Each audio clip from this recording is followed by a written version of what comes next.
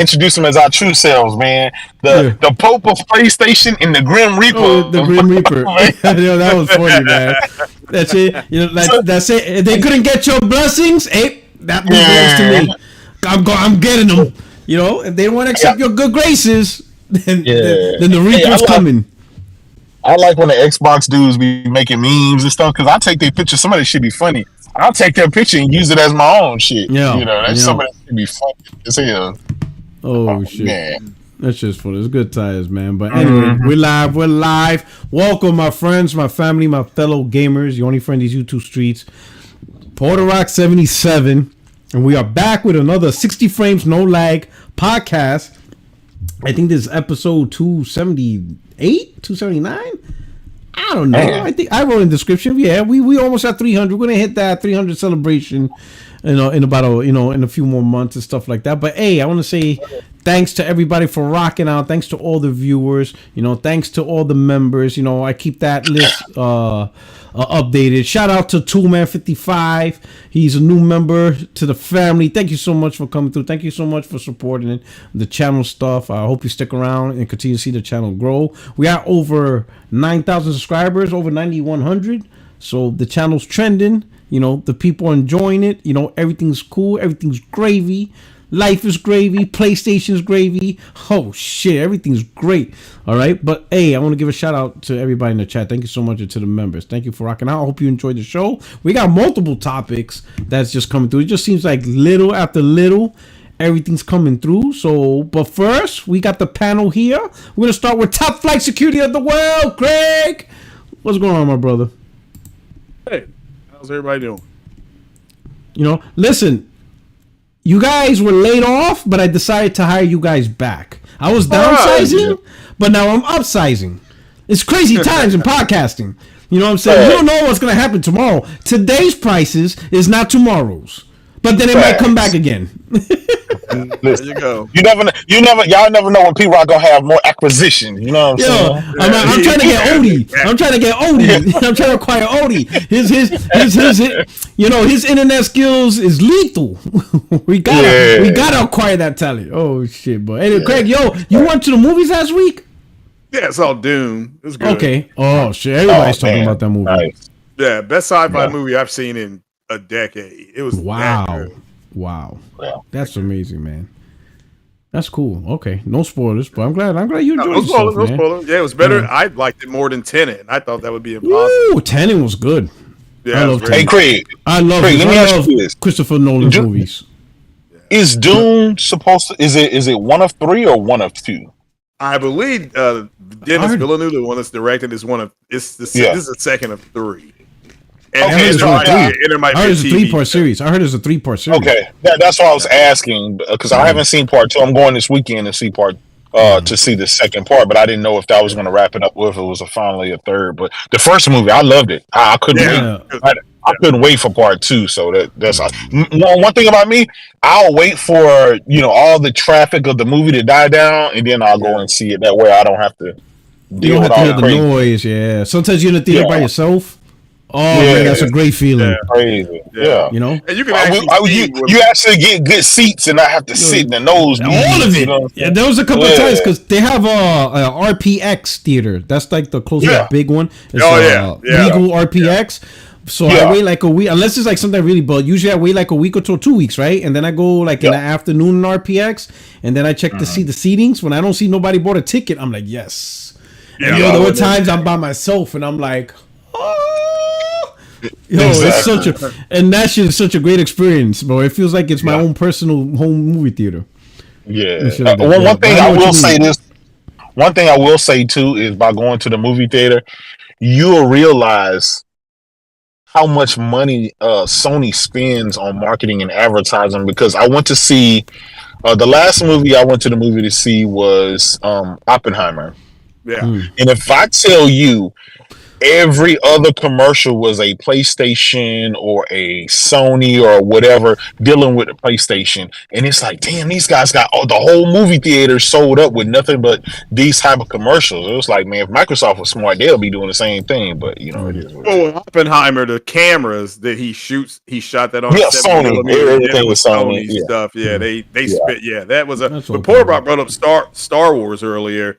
If you watch Dune, you will see, because George Lucas got a lot of stuff from Star Wars from Dune, and you see it. If you watch that Dune, like Jaydub, you saw the first one. Just the fact what the people have on the sand planet. Absolutely. That's where he got Tatooine from and the sand people from. It's all come. But if you look at the internet, everybody's trying to say he ripped off of Star Wars, and we're like, oh man, it's the other way around. You know, it's the other way around. But most people don't know Dune was first, but it is what it is.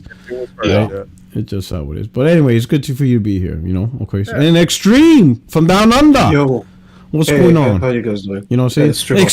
Extreme gets to stay because he's like the other side of the globe. So my decision of downsizing, I'm thinking I gotta keep a stream. You know, because you're gonna keep it global. I gotta keep it global. Without Extreme, then we're not global. We like Xbox. Can't have that. Exactly. You know what I'm saying? We local.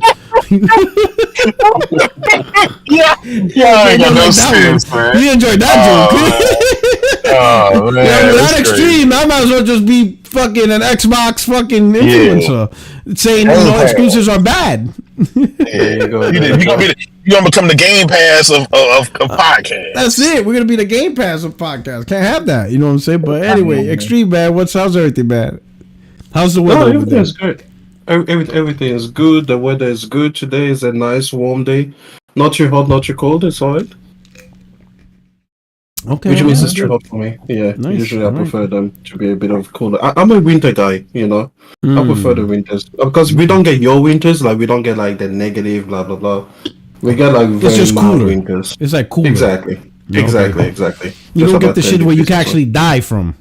Exactly. Like I can still walk out in a shirt in winter, you know. Okay. Shit. Yeah.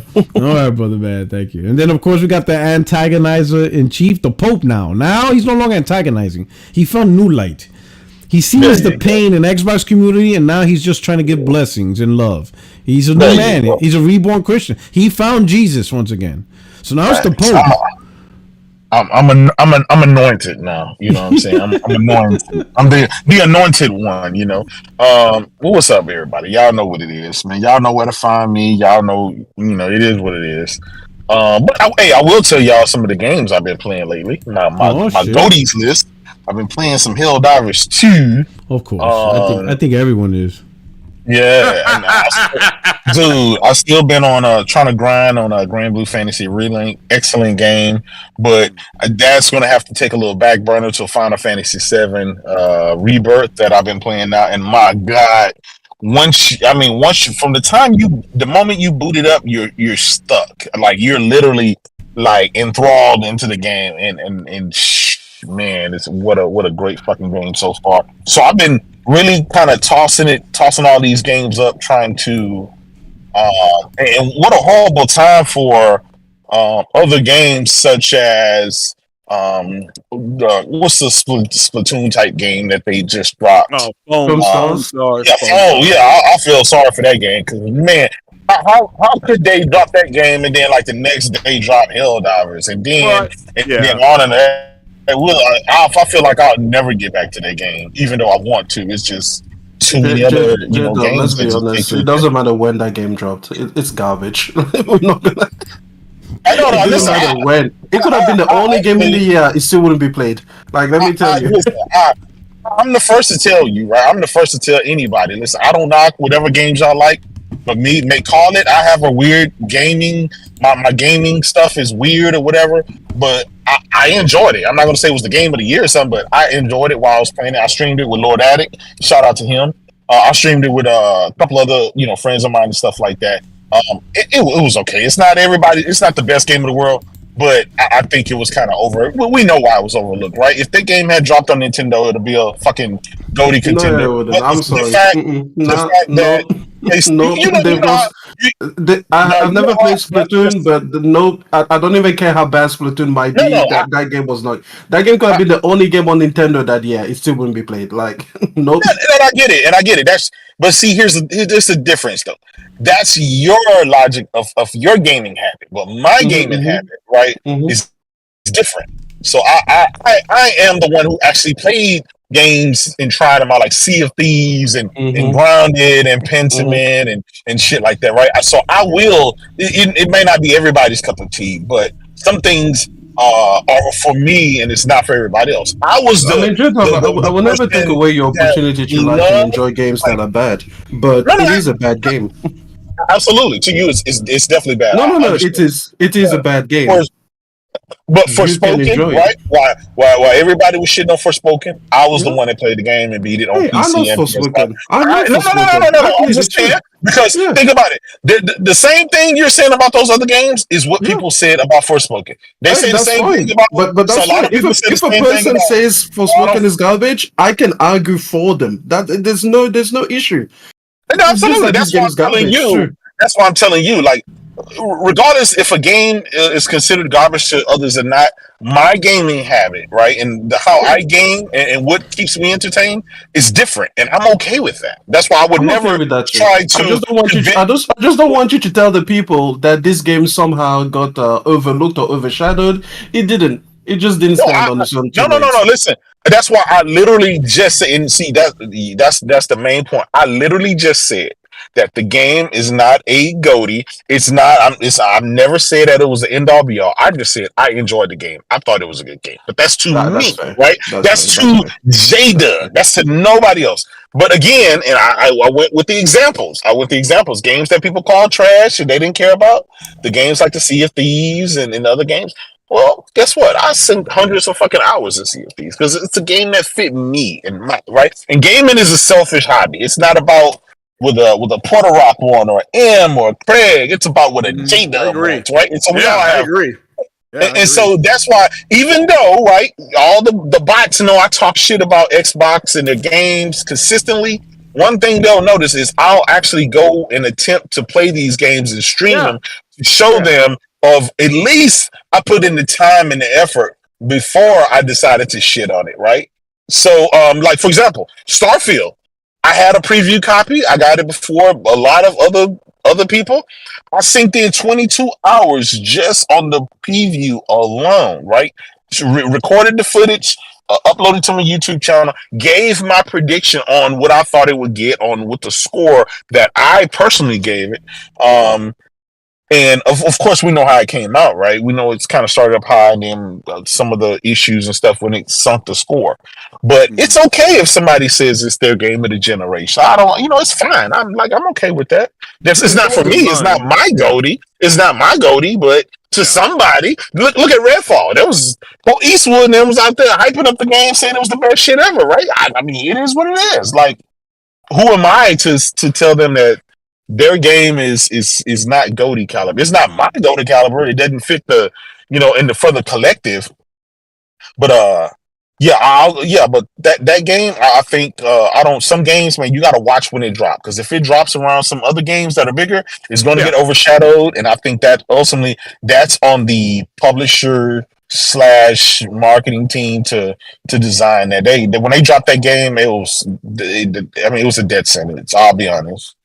Yeah. That game should have came out in the summer when it was dry. Yeah. No, I agree. I thought they would do that beta, then say, we're going to push this till May or June. But no, I don't disagree with what you just said.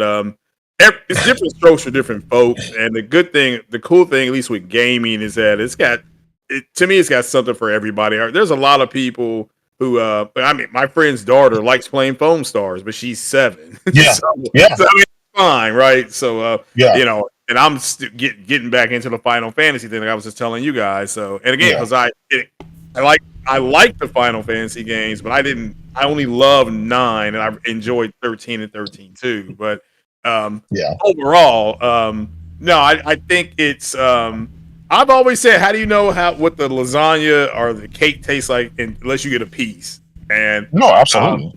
So that's me though. That's everybody. Yeah. Everybody's different. You can watch it. I saw Blue Beetle. I saw the previews for Blue Beetle. I'm like, that looks like garbage. Like, but I still went and saw it, right? And it was like, I'm like, this is bad. It was garbage. Yeah, I mean, Adam Webb. I'm like, this doesn't look that good. I can go make a spider movie. And it was garbage. And it was bad. Yeah, but at least I took the effort to go. Yeah. And watch. And I said to people, 2 hours of wasting my time. So. But Craig, but to your point, I learned a valuable lesson with some of the Rotten Tomato scores and a lot of the scores and stuff, because some of my most favorite movies was rated low on the tomato. Some of my most favorite games rated low on Metacritic or wasn't up there with the critically, and some of the games that rated extremely high was dog shit to me. That's why I say gaming is really it's really up to your taste. And I got friends, they only play multiplayer games. They don't play single player games, right? And someone like me, I generally play more single player story driven games and less multiplayer games, And so it just depends on the individual.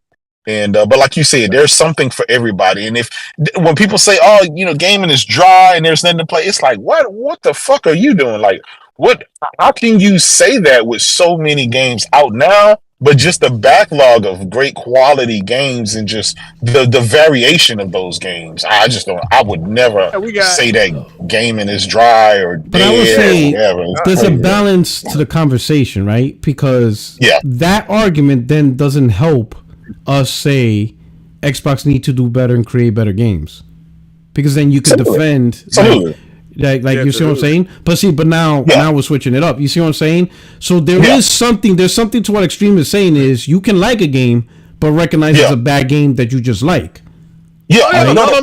You're right. Critical reception is totally different than your personal reception. Yeah, and I'll stand on that any day. That's why I use the movie reference. Absolutely, I've watched some games that was dog shit critically, right? Yeah. But it ended up being a good experience for me, which again, I'm the first person to say, well, call me weird or call my gaming or movie preferences weird. I'm just a weirdo like that, I guess. You're not weird because it's actually normal, because there's a lot of games that like sometimes like same thing with movie. I'll be honest, I never use Rotten Tomatoes. Like I know about it.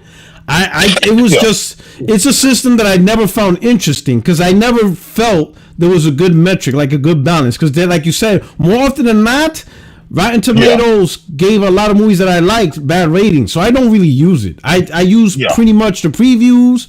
If I'm really iffy about a movie, then I just won't go to the movies and watch it. I'll watch it when it comes on to streaming, Netflix or whatever. Stuff like that, right? But even then, there's some movies that I saw in the theater that I thought would be good and it was bad, but stuff like that. But I think with gaming, right? It's a little bit different because like movies, the thing I would say the difference between movies and gaming is movies is just the movie themselves. Like there is no penalty. There is no penalty from a bad movie, right? Just other than the movie's bad. But when you have, especially first party platforms, a suite of bad games will hurt the platform, which is what we're seeing with Xbox. So you could say, I could personally like Xbox game, but the question is, are these games putting Xbox on the map so that way it can continue to be a top pillar in the gaming, in the gaming industry and continue to produce quality goalies? And that was Xbox's problem. Sure. Yeah. I'm pretty sure there's a lot of people that like Grounded or Bleeding Edge and stuff. But the difference between movies and those games is supposed to help create a brand identity. And if the games aren't, and that's I think where the difference. And I think like for me, that's why I think gaming industry is in a harder pinch than movies and music, because when a bad movie is bad, nobody blames the entire WB catalog. That's true. Like Suicide Squad, right? Suicide Squad movies suck ass. All of them do. Yeah. All of the Suicide Squad sucks fucking ass. But WB doesn't get the blame. Like no one says, "Oh, I'm boycotting WB." No one does that. Yeah. Because then they come along and make a like who does Dune? Is it under WB? Because I know it came out on Max. I don't know who does Dune. I'm not sure. Let me see. I don't know who funded Dune. I think it could be WB, but I could be wrong. Yeah. It's just that it came on when I saw the first Dune on Max, because my wife didn't want to go to the movie theater and see it. Like, fuck. And she doesn't want to see the sequel either. And I'm like, God damn it. Oh, Warner Brothers, yeah. So you see what I'm saying? Yeah, Warner Brothers. Yeah, so Warner Brothers made Dune and Dune 2. You got, everybody's like, Dune 2 is the greatest thing ever. But they also made Suicide Squad and Birds of Prey and all that other trash. But either movie doesn't define WB. It's like it's really hit or miss on the movie itself, and that's it. But gaming's different. If a gaming company makes a bad game, the publisher looks bad. Under. If Battlefield sucks ass, man, fucking EA is garbage. Trash ass publisher. You see what I'm saying? The game gets tied to the publisher.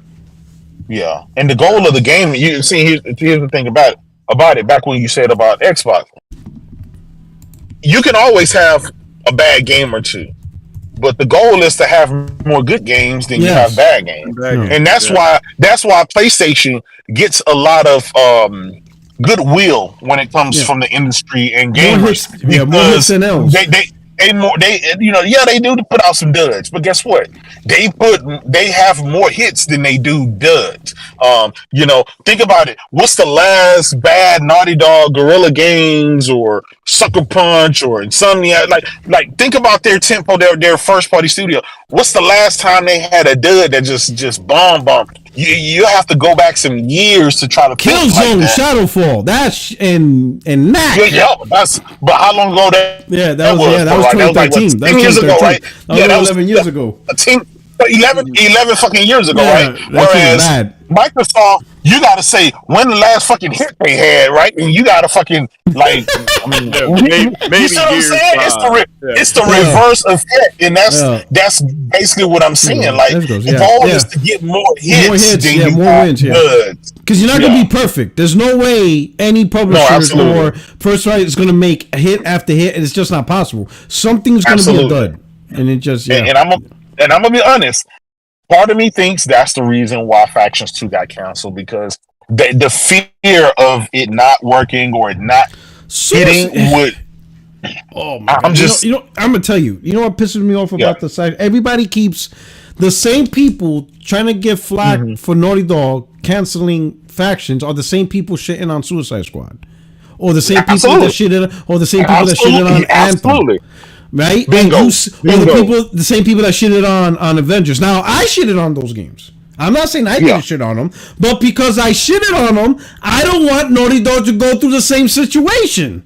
I don't want them to be the next BioWare where they release something that's half-assed, or let's say if it is successful, because this would be even a worse case for me. Let's say they did release Factions 2, and it's a fucking hit. It's like Fortnite big. We're fucked, because we're not getting another single-player game ever again from them. That shit is done. It's kaput. So it's an L for me.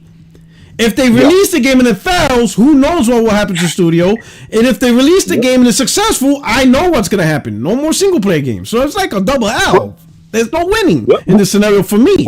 As a person who enjoys Naughty Dog single-player games, there's no winning in that scenario. The best scenario is what they did, and I'm like, thank God. Just move on from that stupid-ass idea. Like, let somebody else do it. Not everybody has to do a live service game. Every studio doesn't have to do a live service game. Certain studios. No, you're right, but they explained it, Puerto Rock, and when they explained it, I personally, right, just personally, I think they made the right decision. Do you release a games as a service game where your whole studio is going to have to just turn into that games as a service game, and there's no more single player of take 5-6 years to make? This is all they do is games as a service, or do you go with what they're known for, what they know is going to be a hit? So I would rather them to give me a certified hit and what I enjoy and what I know is going to be a goatee versus trying to chase that something where think about it. How many people are successful at? Exactly. One of them tried to do it twice. They're 0 for 2. Gotham Knights and now Suicide Squad. Yep. Bro, and we're going to talk about them later. What if, right? Let's talk about them now. Fuck it. This is a good segue. Let me get this article up. These motherfuckers, bro. I can't stand these goddamn CEOs. Where these bitch made ass motherfucker. Okay, here we go. Excuse my language, but I'm so upset. Look at this shit. So, hey, we're just gonna get kicked into the topic. We're just gonna segue right into it. I'll just readjust the timestamps and whatever. But Shinobi, WB sees this future game strategy to involve more live service mobile and free-to-play games. Rather than just launching a one-and-done console game, how do we develop a game around, for example, a Hogwarts Legacy or Harry Potter that is live service where people can live? So let me go to this article. And this is what infuriates me, right? And this is why I try to warn y'all people. AAA gaming is sustainable. It absolutely is. Don't let motherfucker in this. No one. Like, if AAA game wasn't sustainable, how the fuck did we become the biggest entertainment industry in the world? Absolutely. It ain't the fucking $2 indies that did that. It's the big AAA blockbuster games. But now, listen to this. Warner Brothers discuss volatile AAA console games. It's not volatile. It's bullshit. We'll lean into free-to-play and mobile. The company envisions a future Harry Potter game where you can live and work and build and play in the world in an ongoing basis. During a recent Morgan Stanley speaking event, Warner Brothers Discovery Gaming boss J.B. Perrette discussed some of the company's strategy for gaming going forward. It includes more live service mobile free-to-play games. He said, we're doubling down on games as an area where we think there is a lot more growth opportunity that we can tap into with the IP that we have and some of the capabilities we have on the studio, where we're uniquely positioned as both publisher and developer of games. Perez said Warner Brothers Digital recent gaming output has focused on AAA games for console, and that's great when a game like Hogwarts Legacy sells 22 million copies and becomes the best-selling game of the year. But this kind of success is never guaranteed in what Perez said was a volatile market. He pointed out that one of WWE's latest big games, Suicide Squad Killed the Justice League, was a disappointment for that company. But that's not a single-player game. That's a live service game. So you can't blame AAA console single player games and use Suicide Squad failed, so we move. No, we know what you try to do. You didn't make an authentic single player experience, and people saw it and they said, no, we're not fucking with this game.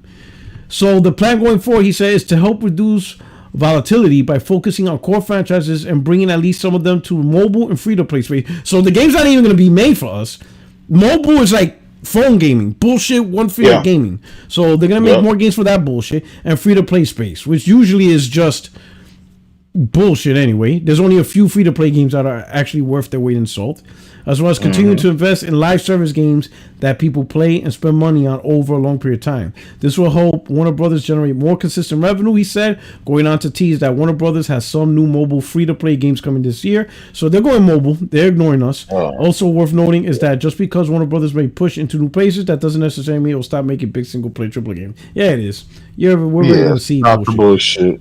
Stop the bullshit. The mere fact that Hogwarts Legacy sold as much as it did and did as well as it did, and then they turn around and give us a shitty games as a service game, and then they're going to take the side of instead of you saying let's go and do more of what did great and what gamers are asking for. No, we're going to double down on the shit that they ignored and didn't want. Like that's corporate. That's corporate greed, though. That's corporate Arkham greed. Asylum games, all of them were successful. All of them. Then they did that Got the Nice bullshit, flopped. They do Hogwarts Legacy, that shit outsold Call of Duty. When you sell Call of Duty, you gotta be like, yo, what did we do to sell Call of Duty? Because we did something right. Then they go to goddamn Suicide Squad. That shit disappoints. Like, bro, the problem is this fucking moron, JB Perrette, he's pure suit. Yeah. He doesn't give a shit. All he's trying to find that one golden goose where they could just make one game and that game lasts forever. And they barely could do minimal shit other than make up dances and stupid shit. Yep. You know what I'm saying? Everybody's looking for Fortnite. Everybody's looking for the next Fortnite. That's bro. You know what I'm saying? It is that one game that does it all and all that kind of stuff. You know, like, you know how many, and the crazy part is they have a shit ton. And you know what's funny? Warner Brothers is kind of like Sony. They're not just a video game studio. They're an entertainment studio. They make comics. You know, they make animation. They make movies. They have to know that their IPs, people want single-player stories. That's why Hogwarts Legacy sold so much. If anything, his stupid ass should have been like, fuck. While we were designing Legacy, we should have had ongoing plans to create expansion packs. Sell them for $10, $15. Create 3 or 4, because I would love to get back to that game with a whole new story and expand the world into that shit. That's what he should have done. That's true. It's a good point. That shit's, you know, and you make crazy money off of DLC, you know, expansion packs and stuff like that. Even if you sell for like $20 or $25, right? And that shit's only worth $5, but you sell $25, people will buy it. Anything you can do to expand that world, people will jump right the fuck back in like that. They'll jump in. This shit is bananas. You want to make more shit? Like, this is what I'm trying to tell y'all. Do not believe this AAA game is unsustainable, because what they really want to do is leave AAA gaming. They just want to leave it and go to mobile phone. You know what I'm saying? And the reason why they go to mobile phone is because that audience doesn't give a shit about advertisements. They don't give a shit about, oh, you ran out of moves. But for $3, you can have 5 more moves. They'll pay the $3 for 5 more moves. They love pay to win. Mobile loves pay to win. They have no issues with advertisements. You ever try to play a game with that motherfucker? Every 5 minutes the game stops and for a commercial of another game. It's fucking annoying. But everybody else on mobile, that's normal to them. So paying money to get extra moves, normalize. Advertisements, normalize. The things you can't get away with in console gaming, it is normal in mobile. That's where they want to go. But how do you convince these guys to say, hey, it's okay to go mobile? They have to first convince you something is wrong with AAA gaming. No, nothing's wrong with AAA gaming. You're just a bunch of fucks that just want exaggerated lots of money with little to no work to get it. And guess what? That narrative are the people they're pushing the narrative are all from one camp, and the corporate shields, the corporate shields, because one company capitulating and putting games elsewhere. So it's like, oh well, no, this is the future now. Blah blah blah. That's where the industry is going this way. They've been trying to sell that goofy shit because I know. You know what? Man. I'm gonna be honest. Fucking, and this would be me devious, right? This would be me devious. If I work for Sony or Nintendo, if all the third parties honestly feel, except for like the chosen few, like CD Projekt Red and Rockstar, they'll probably stay, right? But if the majority of the industry, all of them, I'm talking EA, Ubisoft, Capcom, everybody says, yeah, AAA. If I was Sony, I'd be like, yeah, you guys are right. You guys, yeah, we gotta stop single player games. Yeah, everybody stop because it's not working. And then once everybody stops, ha, suckers! Hey, we got all the single player games here, and you ain't got nowhere else to get them. Monopolized. I would monopolize the fuck out of single players because it's just us and Nintendo. No one else is making it. Gotcha, buddy. That's what I would do. I would sucker everybody into not making single player games. Like, yeah, you right. Make multiplayer. Yeah, you too, make multiplayer. Hell, we're not even charge the full 30. We'll charge 20. Everybody, 20%. If you make multiplayer on PlayStation, 20%. Don't make no more single players, because it's volatile. Then once everybody stops making it, I'll be like, I'll unleash single player, and all you gamers are fucked, because where else you gonna get them? Come to me, baby. Give me them $70 for single player games. Papi got you. Porter, I got you. I'm the plug. I'm the single player plug. There'll be a single player deficit. That's what I would do. Cause remember for a little while, we in fact the funny part is we experienced this for a little bit. Remember early in the gen, a lot of people were really focusing on multiplayer, right? Even Phil Spencer's like, it's just games like Horizon and Zelda is just not hitting. But Nintendo, Sony's like, nah, we sticking with these single player games. The same shit can happen. If everybody moves on for single player game, except for the chosen few literally got the monopoly on single player games. Yeah. And I'm telling you, majority of audience, like you can never go wrong with a single player game because it's always you're experiencing something new every time. You know what I'm saying? Yeah. Multiplayer games, there's only so many multiplayer games you could play, right? Especially if you're a big fan of Fortnite, you're not looking for another multiplayer game. You got Fortnite. You got your Call of Duty. You got your multiplayer game. You invest in it. You spend your money. You're staying there. You're not. That's your wife. You married to the game, and as long as they keep updating that game, providing new content, that's literally why you're stuck on that game. I'm not moving to a new WB game for what? I got my game right here. But single player games, you can leave your Fortnite, say, yo, I'm going to play this single player game. It's dope. The single player game, 15, 20, 25 hours, maybe even 30, even 40. But you know it's going to end. And then once it's end, you're like, damn, thank you for the experience. I really appreciate it. Then you go back to your multiplayer game until you get the next single player game that you're interested. And that's what these fools don't realize. You need more single player games because everybody's on the Fortnite, whatever. But they're not going to stay there forever. They will take a pause. You know how many people took a pause from Fortnite, Call of Duty, and all that to play Hogwarts? They beat Hogwarts, and then they went back to Call of Duty and whatever. Make up the next game. It's crazy. This shit is wild, bro. Yep. I think it's one of those things where I kind of feel like that. I mean, obviously, I don't think they're going to force it on us, but I think they're getting, of course, the shields to do the vying for them to awaken us to a future where single player games are just too expensive to make and it's not sustainable and all that other bullshit. It has to be indie. Yeah, and I'm like this. Listen, and they keep using like Spider-Man 2 $300 million to make as a benchmark of why single player games are going away. And my whole thing is, even if Spider-Man 2 cost $300 million, they made double their fucking money back in such a short period of time. Clearly, it worked, right? The goal of when you're making these games is to not just get your investment back, but to get plus some on it.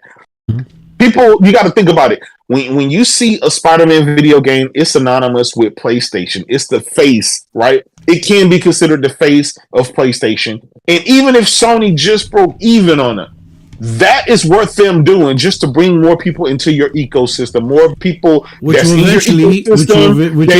That leads to money. Exactly. That leads to, guess what? More controllers like the DualSense Edge, more maybe PSVR, maybe the Portal, maybe a just PS5 Pro, just more game sales, more game subscriptions. Listen, even movies, right? Even movies and TV shows and shit. It's more than just that one time thing when it comes to that, and that's just the cost of doing business. I always say it. If Sony no longer saw fit to make the big blockbuster AAA games that I like, then they have lost me as a customer because that's what's required to keep me. This is what's crazy. Everybody says, "Oh, it's unsustainable." Even Sony realizes it. Then why did Sony go after X-Men? Exactly. And keep in mind, that was an announcement we were not supposed to know. That was an announcement that probably would not said anything for maybe another 4, 5, 6 years. So next generation, yeah. Next generation. But they did it.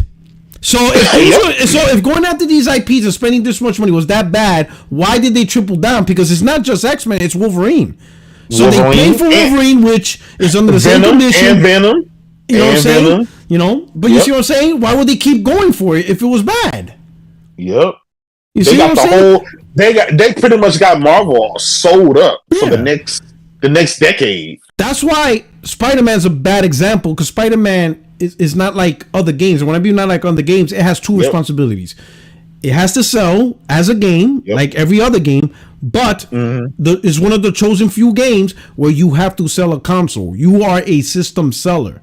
You're not just selling yourself. You're convincing people to get a PlayStation 5. And that's where the bigger money comes in. The subscription service, third-party game sales, more first-party game sales, controllers, all that shit. Play Fortnite here, all that stuff. You see what I'm saying? So a game like Spider-Man, a game like God of War Ragnarok, a game like Horizon, a Naughty Dog game. Yeah, those games are going to get the 200, 300 million budget. But everybody just looks at the revenue of the game itself. Like, no, you got to look at what it also brings to the table for the ecosystem when the console gets sold. When somebody goes, oh, yeah, I'm going to get that console, for the new God of War.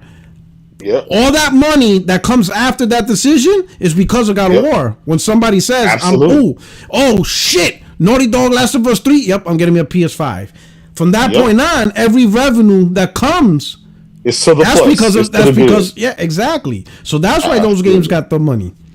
Yep. It's the price that it's a price that you, in order to be in this business, right? They're in the gaming business, right? To make money and to keep this thing going for the long haul. That's just the price to pay. Not even Yoshida used to say this last generation. He said, out of what 5 games, out of 10 games, maybe 3 or 4 of them may hit where they make profit back. But you have to do that because that's the price you pay for being in gaming. The problem is now we're getting less Yoshidas. We're getting pure suits. No, that's true. That's true. A lot of the people in PlayStation that talk like that, they were with PlayStation day one, so they saw something from nothing in the creativity. Yeah. But little by little in the industry, we're losing those guys. We're losing the creativity guys, or we're getting pure analytical motherfuckers that graduated from Harvard. Don't know goddamn thing about creativity, and they're logged on to their Amazon Web Service.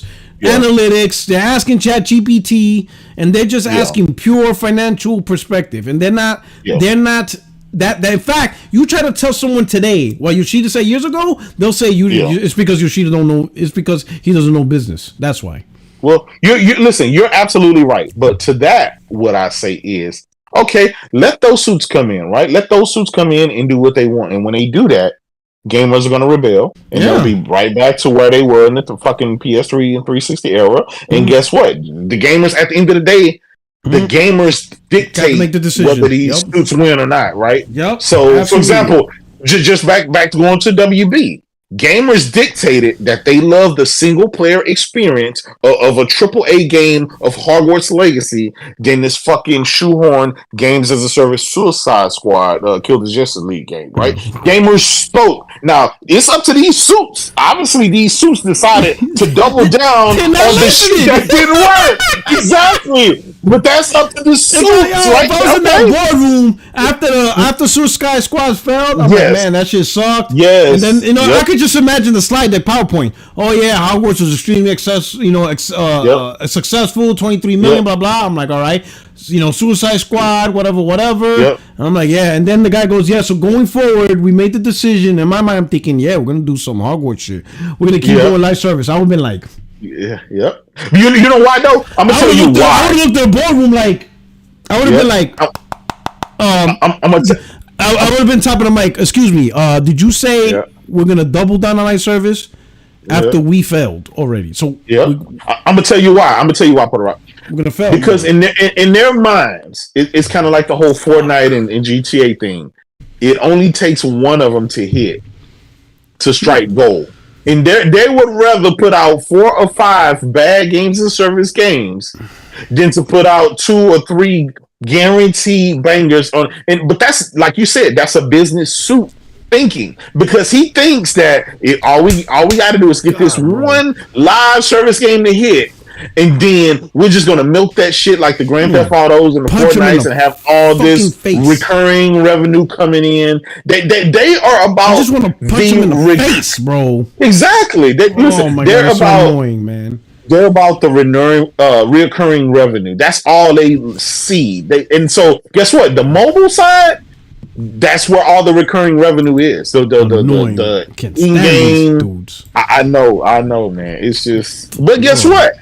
Either they fail with doing it or they win, and that's up to them. As gamers, our only job, right, is to buy the good games and say the fuck to the rest. It is what it is. Like, let them fail. If they want to fail, it is what it is. Yeah. That's their fault, right? We can't. We can only speak with our dollars. If they want to be stupid and go chase some shit that's a failure, it is what. And this is why I understand. The Call of Duty fan base, the Fortnite fan base, the Apex Legends fan base, the World of Warcraft, those fan bases are the 2K, the Madden, they're in FIFA, they're solidified. Right? They're never going anywhere. Yeah. That's the recurring revenue that forever is going to be there for the foreseeable future. But everybody who's chasing that type of success they're already done for, because gamers have already latched on to their one There's or not two a big audience for that. Exactly. There's not like this huge void of people. Damn, I really need a multiplayer. Exactly. The majority are already on what they like. Yeah. Absolutely. I mean, just let me get some extreme. Yeah, I was the FIFAs of the world. Listen, FIFA. The thing about FIFA and games like that, the NBAs and everything, is that fundamentally they were good games. Like if you actually play FIFA as a single player game or you're just playing with your buddy, local couch co-op, it's a phenomenal game. So the live service was infiltrated into a product that had already earned the customer's trust. Well, you know, we always have complained about them being yearly releases, right? Yeah, but the point is fundamentally at their core, we had already accepted these games.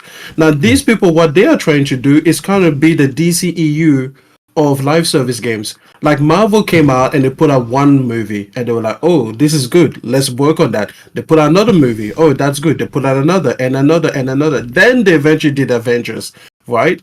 But what did DC want to do? They put out one movie, people are like, hey, you could do better. Then they put out another, you could do better. And then they're like, yeah, we're going to do the Justice League. And it's like, what? Like, what are you doing? You're right. You're right. You haven't even earned the potential to like screw us over. You haven't even earned that. Like, if you look at Apple, you might say, "Oh, Apple, that this, they charge this," but the thing is, for a decade before, they were out there getting a little bit of market share, getting a little bit more trust. Oh, look, it's so simple. Oh, look, it's so flawless. Oh, look, it has battery life. Oh, look, the industrial design. And then they were like, iPhone. And then when the iPhone went out, we were like, okay. Then they're like, iPhone 2. Then we're like, iPhone 3, iPhone 4. And then that's it. It takes off. Now they come to you with the iPhone 10 and like, hey, listen, you know how we earned your trust? Now we're going to get your money now. But the point is, for like 10 years, they kept giving you better and better and better and better. So now when they start screwing you over a little bit, come out with $3,000 phones, you're like, okay, cool, you know, that's fine. But the point is, again, they kind of earned the right to screw you over.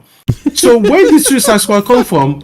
Thinking that they were going to come and charge you all of these, like they literally had people who paid the deluxe edition. They're like, hey, here's a skin, but you don't get all the color variants of that skin. You only get this color. If you want to get the full color swaps of the skin that you paid for in the deluxe version, you have to pay them like 20 extra bucks. That's literally the attitude they came out with. So it's like, you know, we have to keep these things in perspective. Now, one thing before we keep going on, yo, P-Rock, you got some feedback there that your microphone is clipping in the YouTube part, especially. What I recommend is that you turn yourself up on your microphone and you turn yourself down in the software, because usually clipping is like a software thing, but that's just like a quick little thing. So yeah, in any case, that's all of the reality. Like FIFA and everything else, and NBA, and you know, like we wish these ultimate team modes weren't in there, these loot boxes weren't in there. Same thing with GTA, right? We wish that these things were not in there. But look at GTA. What did they do? They came out with Grand Theft Auto, then Grand Theft Auto 2, then GTA 3, then freaking San Andreas, the best GTA ever made. Nothing else came close, right? Then GTA 4, surprisingly let down from San Andreas. Then GTA 5, fair enough. And then they're like, hey, GTA Online. And again, there is this kind of like, we kind of earned the right to charge you because we have built out a product over the years that we know you enjoy. All right, testing. Y'all can hear me? Yo, people, yeah, we can hear you. I'll listen to YouTube to see if it's improved. Okay. Did it improve better? My bad. All right. All right, go ahead, Emmanuel. They said, y'all can hear me? Or wait a minute, did everything get fucked up? Oh, okay. Yeah, I hear you. All right, everybody's quiet. So, okay. yeah. Oh, because I got quiet. I'm like, oh shit, here we go. We should be better. We should be better. All right, good. All right, cool. I was saying the technicals. These people here were supposed to pick up the slack. All right. Well, go ahead, finish, Extreme. Yeah, no. So listen, and also one more thing I want to say. What I'm mad at is not the CEOs or the business executives. Do you know why, P-Rock? Because like it or not, and it's their job. Like that's it. Like their job is to make money. Like they might be doing it the stupidest way possible and in a way that doesn't please us, which is fair enough. They're bad at their job. But do you know what they're still doing? Their fucking job. What I don't like is this community of gamers that are trying to do these executives' jobs for them. They're like, hey, why don't you make our games cheaper? Hey, why don't you just release double the games? Hey, why don't you just reduce the budget by like 30%? You know, like, Have you tried like not having as many missions? Have you tried shortening the runtime? Have you tried this? Have you tried that? You know what, P-Rock? Do you remember that one time that Sean Layden tweeted at you and he was like, hey, P-Rock, have you tried this to make yourself more financially stable and profitable in your life? Do you remember that one tweet? No. Do you remember that one time when the CEO, Charles Zednick, was like to me, Extreme, he was like, listen, Extreme, your photography business there, have you tried advertising in these places? I think really if you put in 20% of your investment in here, you might get 30% ROI in return. Because I haven't seen that tweet. I haven't seen the tweet from the executives trying to make the gamers more profitable.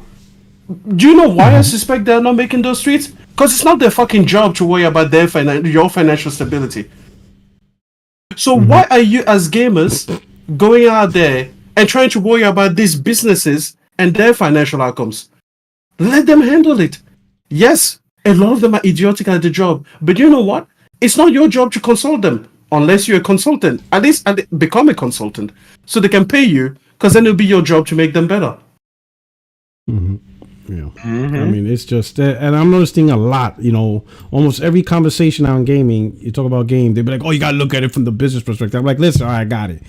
There's a time for business perspective, but when it gets to the point where you have to choose a line, the gamers or the business, you got to side with the gamers. Because siding with the business is going to get you nowhere. Unless you're just trying to chase clout on Twitter and make you seem smart. Because that's the only thing I can think of. You just want to sound like the smart guy on the internet, which doesn't mean nothing. Congratulations, you sound smart at the cost of game qualities and content that we get as gamers. Puerto Rock. To be fair, right? To be fair, if you're a paid shield, right, that's on the payroll of these companies, you would care about the business side more than the gaming side. Because you get money. The majority of us gamers out here only give a fuck about the games. And at the end of the day, whether Microsoft, Nintendo, or Sony fail at business, that shit has nothing to do with me. I could care less. I just want the goatees. If they bring the goatees, they'll get my $70. If they don't, they won't. Who cares, right? Life goes on.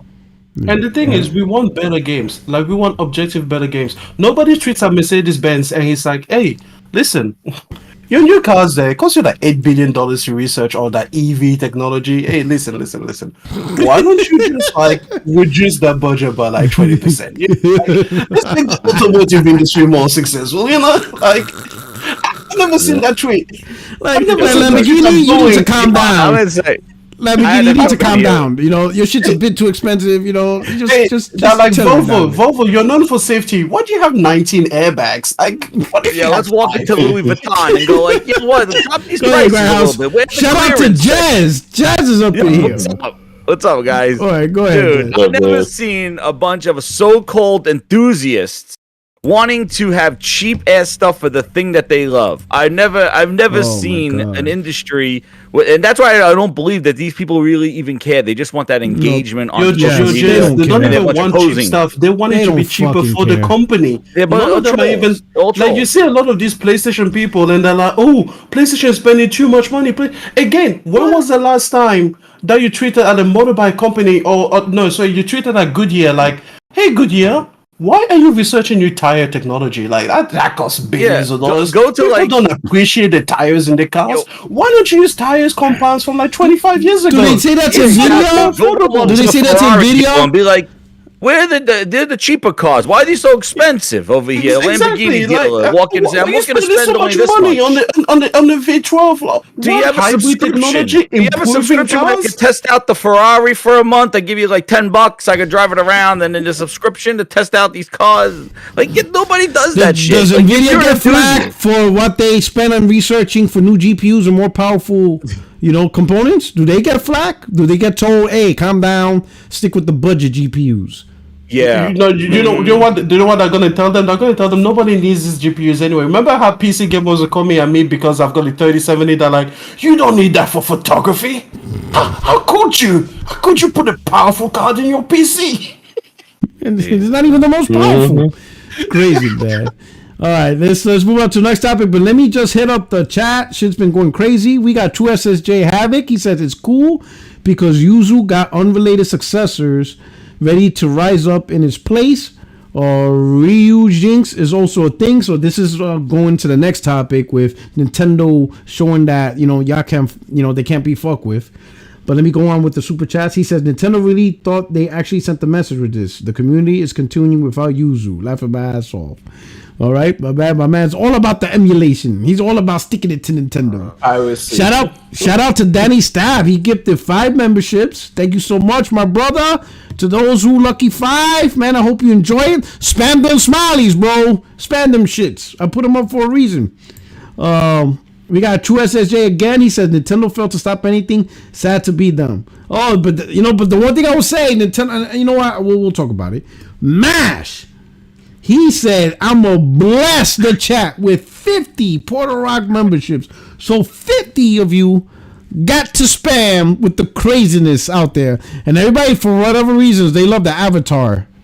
The avatar smiley. This shit is crazy. You know what I'm saying? Shout out to whoever made that. I don't know who made it. I would love to give you credit, but that shit was funny when I saw that. I kept it, like what you said, Jaydub. They did it to mock me. But I looked at it, I'm like, yo, this shit is fire. Are you kidding me? I'm a fucking avatar. Like, sometimes they don't realize they're not really making fun of you. I'm like, yo, this shit's fire. I'm taking it. All exactly. Right. And then we got, hey, Mash, thank you so much. Hey, appreciate you being a member. Really appreciate you able to hook up the chat. Hope you enjoyed the smileys and stuff like that. And then, of course, we got SNK says, what up, P-Rock and crew? Yo, the Xbox SpongeBob is a ripoff. Yo, that motherfucker's $700. Right? Yeah. Why is it $700? Yeah, it's a collector's item, and those collectors will pay for it. That's it's why. It's going to collect. It's going to collect dust. Yeah. I'll tell you that much. Yeah.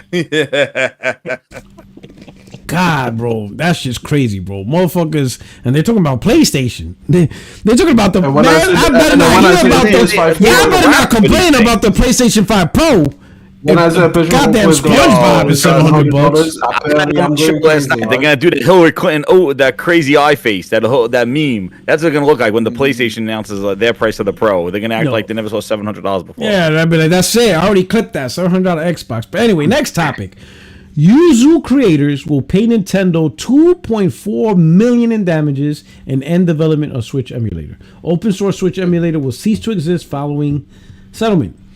The creator of Yuzu has settled its lawsuit with Nintendo, agreeing to pay $2.4 million damages and shutting down support for the popular open source Switch emulator. A new document reveals that Tropic Haze will pay Nintendo $2.4 million to settle the lawsuit filed last week. Nintendo sued Yuzu's developer in U.S. federal court, alleging that the emulator is primarily designed to circumvent several layers of Switch encryption in order to make it possible to play Nintendo games on devices such as Steam Deck. Nintendo argued in its filing that Tropic Haze was liable for the distribution of illegal copies of The Legend of Zelda Tears of the Kingdom, claiming that it has been pirated up to 1 million times before release. 1 million times before release. Oh, shit. Specifically, the filing claimed that Yuzu's Patreon page allowed its developers to earn $30,000 per month by providing subscribers with daily updates, early access, and special unreleased features to games like Tears of the Kingdom. Yuzu is shutting down. In a proposed final judgment and permanent injunction document, the settlement terms will forbid the distribution of Yuzu in all of its form while shutting down its website and other services. Citra, a Nintendo 3DS emulator, will also be discontinued. As Nintendo previously noted in its legal complaint last week, it not only wanted monetary damage from the lawsuit, but also wanted to eliminate Yuzu's existence entirely, including taking control of its domain and social media accounts. Yuzu in its current form will cease to exist. The settlement with Nintendo prohibits any distribution of Yuzu built in source code form. So Nintendo said, we not just shutting you down, we taking your life. Yo, it will start with Jazz. Nintendo out here saying, fuck the money. We taking your wife. We taking your kids. We taking your social security. We taking it all. All of it. In your house.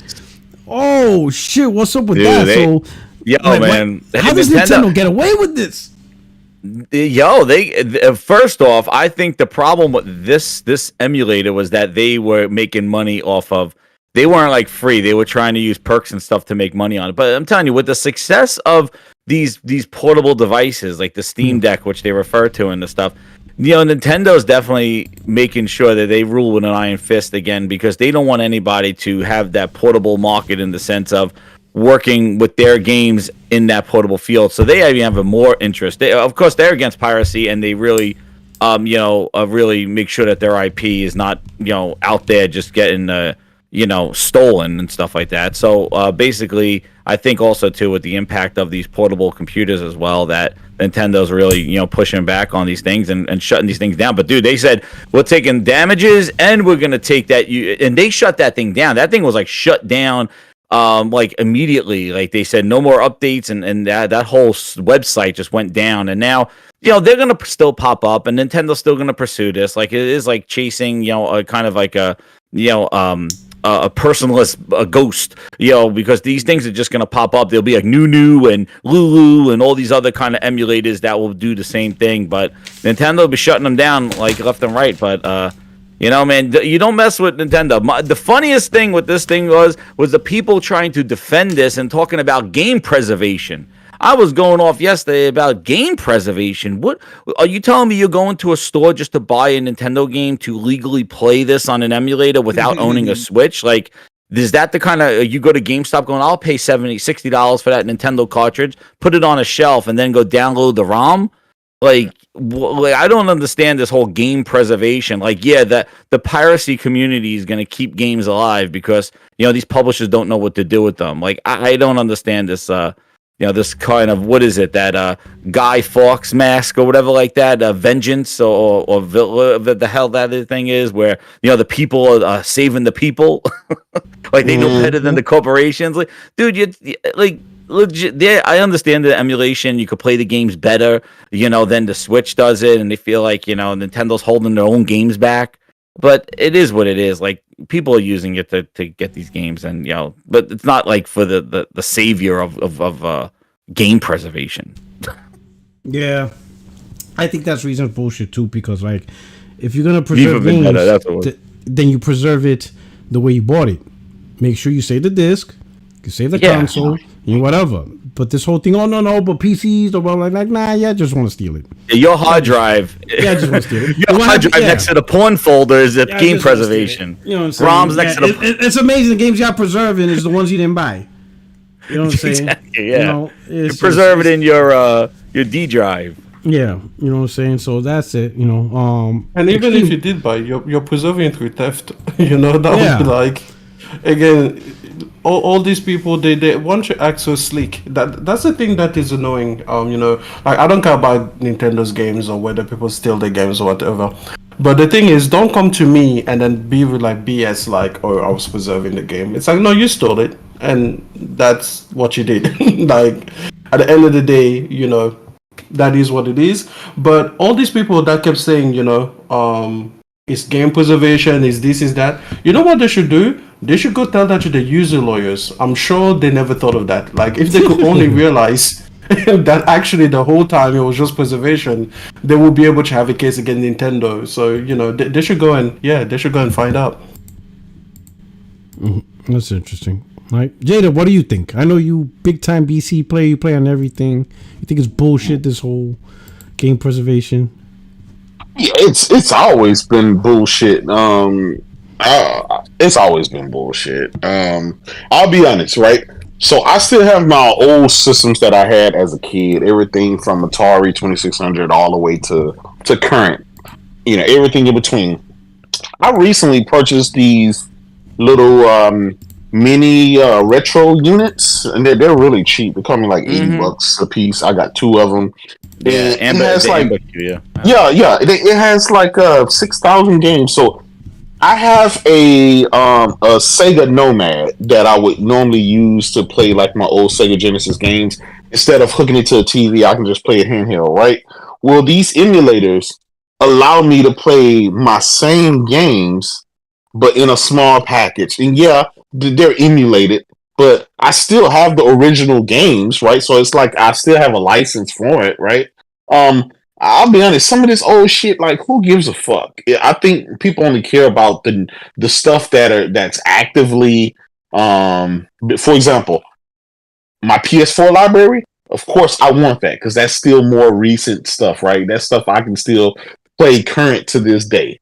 PS3, PS2 stuff, that shit's, a few generations old. I can always whip out the old PS2 and shit like that. At some point, we have to say, for the systems that are digital, where we started our digital library, which was last generation, I can see those going forward. I can see those being something, but all the other stuff, probably like who fucking gives a shit? I think most people don't care. I'm a firm believer. I spend the $500 for the new experiences and the better experiences. Do I really want to go back to the PS3? Sometimes even in the PlayStation Plus, I'll go and try to play some of those old games. They age fucking horribly. It's not even worth it, right? So I don't know. Maybe that's just a me problem where I don't give a shit. But some other people, they tend to do. I think what the whole Nintendo thing is people were actually making money on the emulator, off of the emulator. And these are new games, not the old shit, but for actual new games that's running on Switch. So if for every person that's playing those are one less gamer that's playing on the Switch or going out to the store buying it on the Switch, and I think that's the problem. You're taking away money from something that's actively on the market and not your legacy stuff. I think Game Boy Advance games and OG Game Boy, even GameCube games, let folks do what they're going to do with the emulators there. But I think that's more preservation there. Yeah, that's preservation. Exactly, that's preservation. But if on my PC there was an emulator to play my PS5 games, and I got access to a bunch of PS5 games, I mean, hey, listen, then guess what? That's going to take away from people actually buying a PlayStation 5 game or an Xbox game, and that's bad. That's actively taking money away from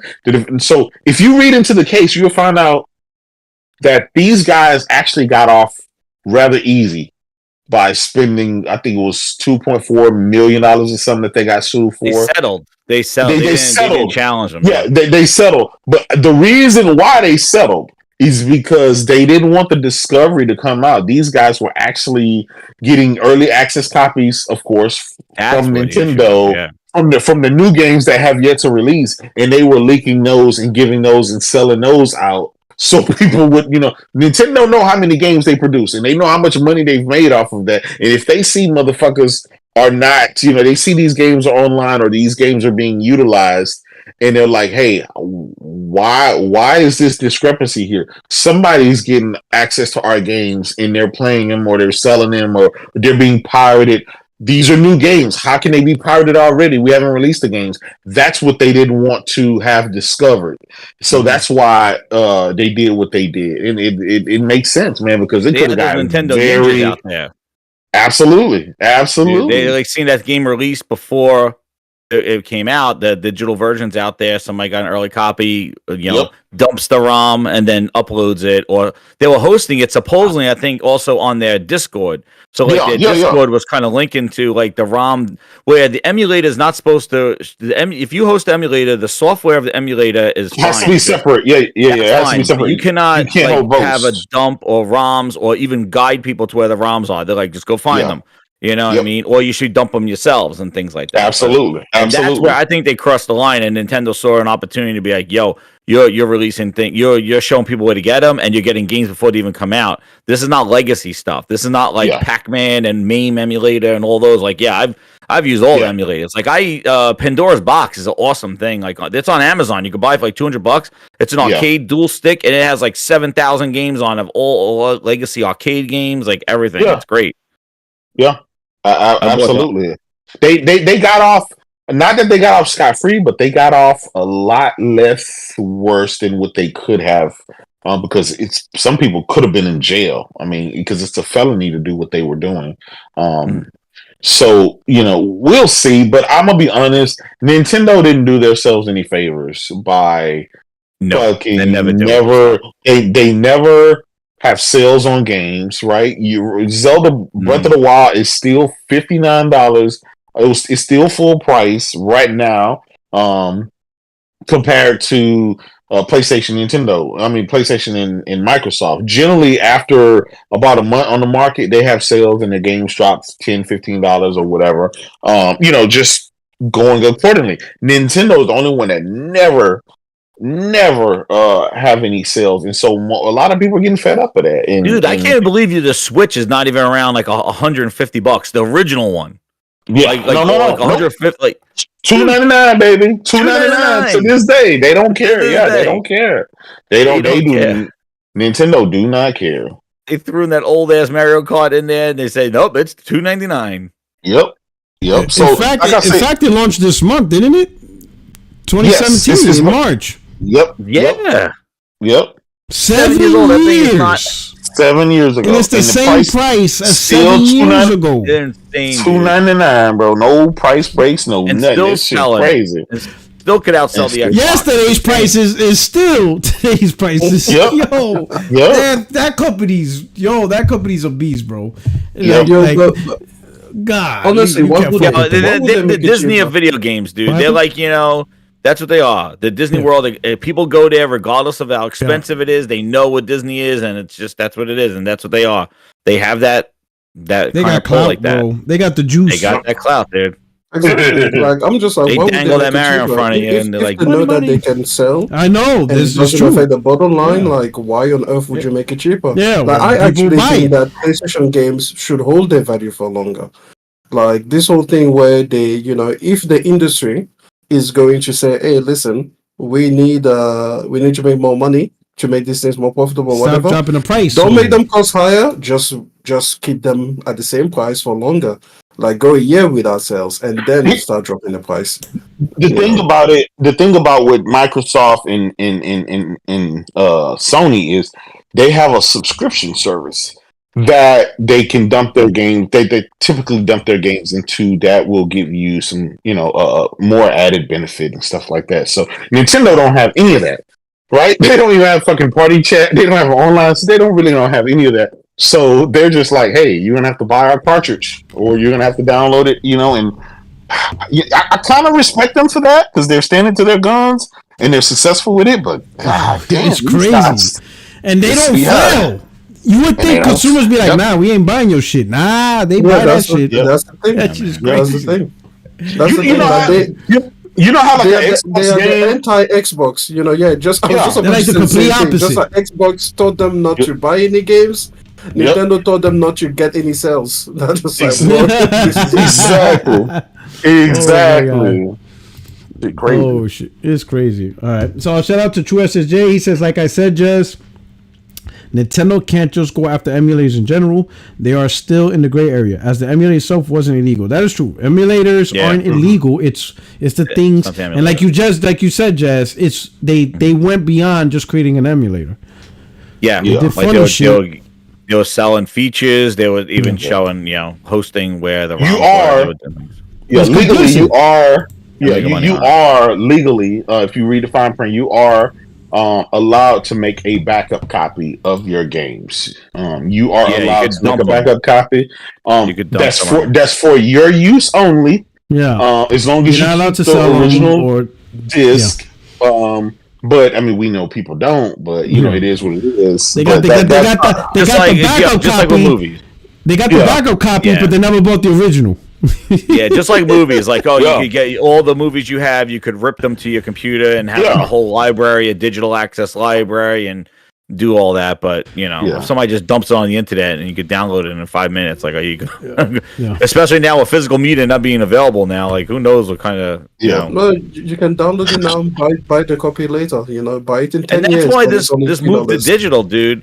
Because digital, they could control this stuff. They could put all that encryption stuff. They could control all that DRM. They could track the where their file goes, where the game goes, and that's why this move to digital has been, even more so. It's that's where they want to go, because this physical stuff, they lose control, and then the secondhand market of trades and selling. Are people making money 3 and 4 times on a product? They buy it once and they're selling it to other friends 3 and 4 times, and they lose track of that stuff, and that's all lost money. So if they do digital, they sell it to you, they know only you are going to get it, and it protects them. And that's why this digital push is hastening and fastening up.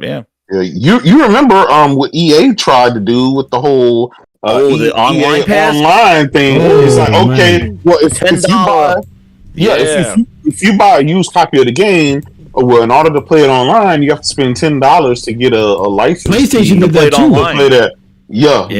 It's they did that too. The used games. Sony was doing it too. Everybody was doing it. Any online game you bought used, you'll have to pay $10 to access it online. Yeah, because it came with a code to access the online, and obviously, if you bought it used, they already used up the code. That shit is crazy. Yep. Yeah. Okay. I know going backtrack, but I just want to put this because I just saw this. Speaking back on the Warner Brothers, apparently Sony is now issuing rare refunds. So they're issuing refunds for Suicide Squad. What? Sony's issuing refunds for Suicide Squad, Kill the Justice League. And that's rare. Yeah. And that's rare. That's rare for Sony to do. Last time they did that, did they even do that with Cyberpunk? Cyberpunk. Oh yeah, they did it with Cyberpunk. Cyberpunk, and they took it off the store. Microsoft left it on the store, let you buy a broken game, but Sony took it off. Notoriously strict with his refund policy, Sony's decision to refund this player's title is a rare occurrence, indicating the extent of player dissatisfaction. Suicide Squad's Kill the Justice League's Rocksteady's latest release has quickly become one of the year's lowest rated games. Yeah, like just pointing out there. But hey, they're gonna make more of them. But let's make more. Like, bro, like, what are you doing? Let's see what else. Before I move on to the next topic, which is Neil Druckmann, I just want to show everybody a little quick story of me on Twitter. So all I did was a simple tweet. It starts with this tweet right here. From the CEO of Moon Studios. All he said was, appreciate all the messages about wanting to support Moon. Best way you can do it is by just buying Ori. It's really good, I promise. Right? And he shows the Steam store and the links. Well, somebody comes, why not on Xbox store? He replied, because then people get it on Game Pass and that doesn't help Moon. Somebody tried to be slick and say, why not on Switch then? He says, Switch works too. And we made a beautiful port that runs at 60 FPS, right? And he's the CEO, creative director. So I just make a tweet and says, and there it is. He is pushing for people to buy his game because Game Pass doesn't help his studio much, right? And then they try to, Jaydub, they don't know who I be, but they try to communicate with me. And then wait a minute, what? Where that? I got community noted. I was like, what the fuck? Like, here we go. Like, where's the community note at? Where is it at? Here we go, right here. Look at this. Can you believe this shit? Chat, can you believe they try to suppress the truth? Do they not know who the fuck I am? Do they not know who the fuck I am? This is right here. This is, I mean, look at again, I read the images, right? I read what the CEO said, and all I said was, and there it is. He is pushing for people to buy his game because Game Pass doesn't help his studio much. I'm literally repeating pretty much what he said. Look at the community note. Puerto Rock is a known console warrior fanboy. Well, no, I am not a warrior. I am the head general. So get the shit straight. All right? So your community note needs to be community noted because I'm the commander in chief. So wrong. Try again. But anyway, Puerto Rock is a known console warrior fanboy that uses rage bait purely for engagement farming and misrepresentation. Rage bait? I get these motherfuckers to rage? Anyway, look at the whatever they try to say. There was nothing stopping the Moon Studio CEO from signing a contract to develop on Microsoft IP. He already been paid for Game Pass. Somebody explain to me, what the fuck is that guy talking about? Like, what is he talking about? There was nothing stopping the Moon Studio CEO from signing a contract to develop a Microsoft IP. Who said anything about the CEO being stopped from making a Microsoft IP? All I said was what he said. Mm-hmm. He's pushing for people to buy his games. Game Pass doesn't help his studio. That's literally it. He said it. So what was community noted? But it got taken down. Because obviously everybody's like, this shit doesn't even make sense. Even somebody right there says, whoever sent me the picture said you rated this not helpful, because it's not. It's not even in context to what I said. So of course, me being right now I'm just gonna call myself Puerto Rock Punisher. I'm just gonna be out here on the streets. I'm just gonna come out here and punish the guilty. I'm just gonna do that. But anyway, next topic. Well, real quick, look at this shit. Just a reminder, this costs $700.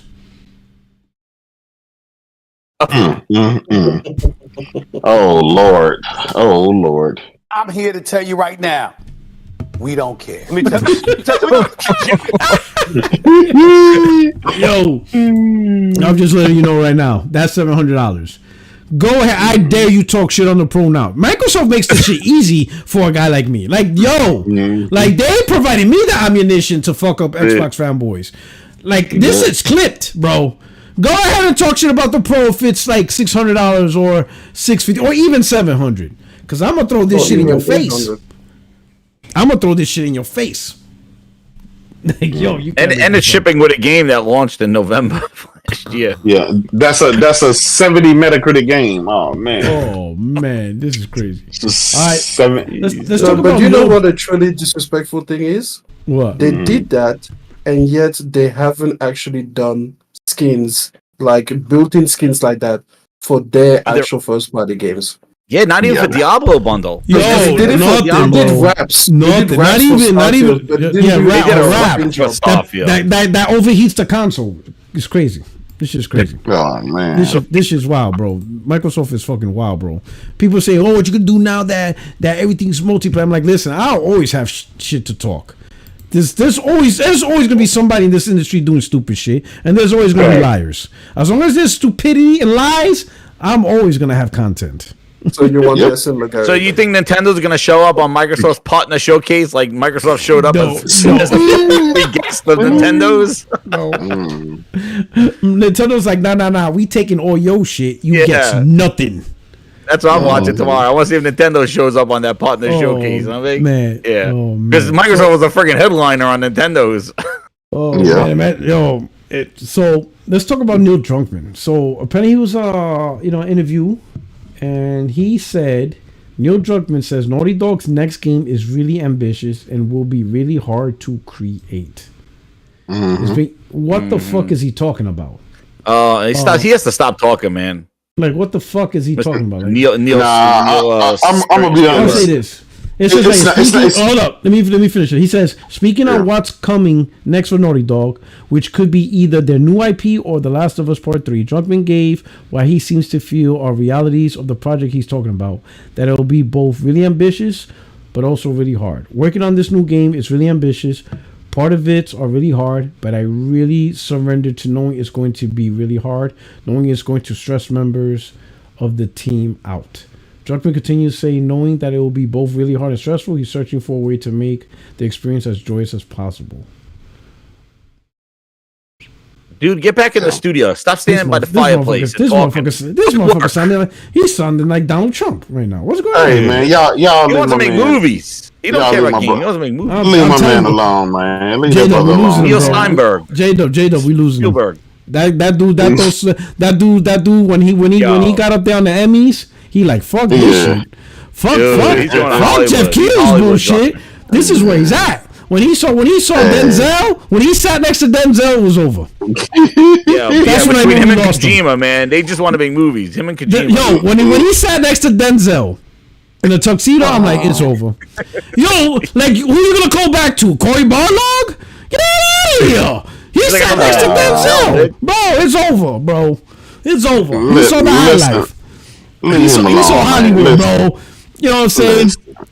That man, listen, leave him alone. When he saw Al Pacino, it's a wrap, bro. You can't go back. He was sitting in between Al Pacino and Denzel. Then he went back and saw Fred smelling like peanut butter sandwiches over at the You know what I'm saying? If he goes back to gaming, he's gonna be like he's gonna be messing with Anita Sarkeesian and Boo Blady Smiles or whatever that. He didn't want to deal with that. He didn't want that no more.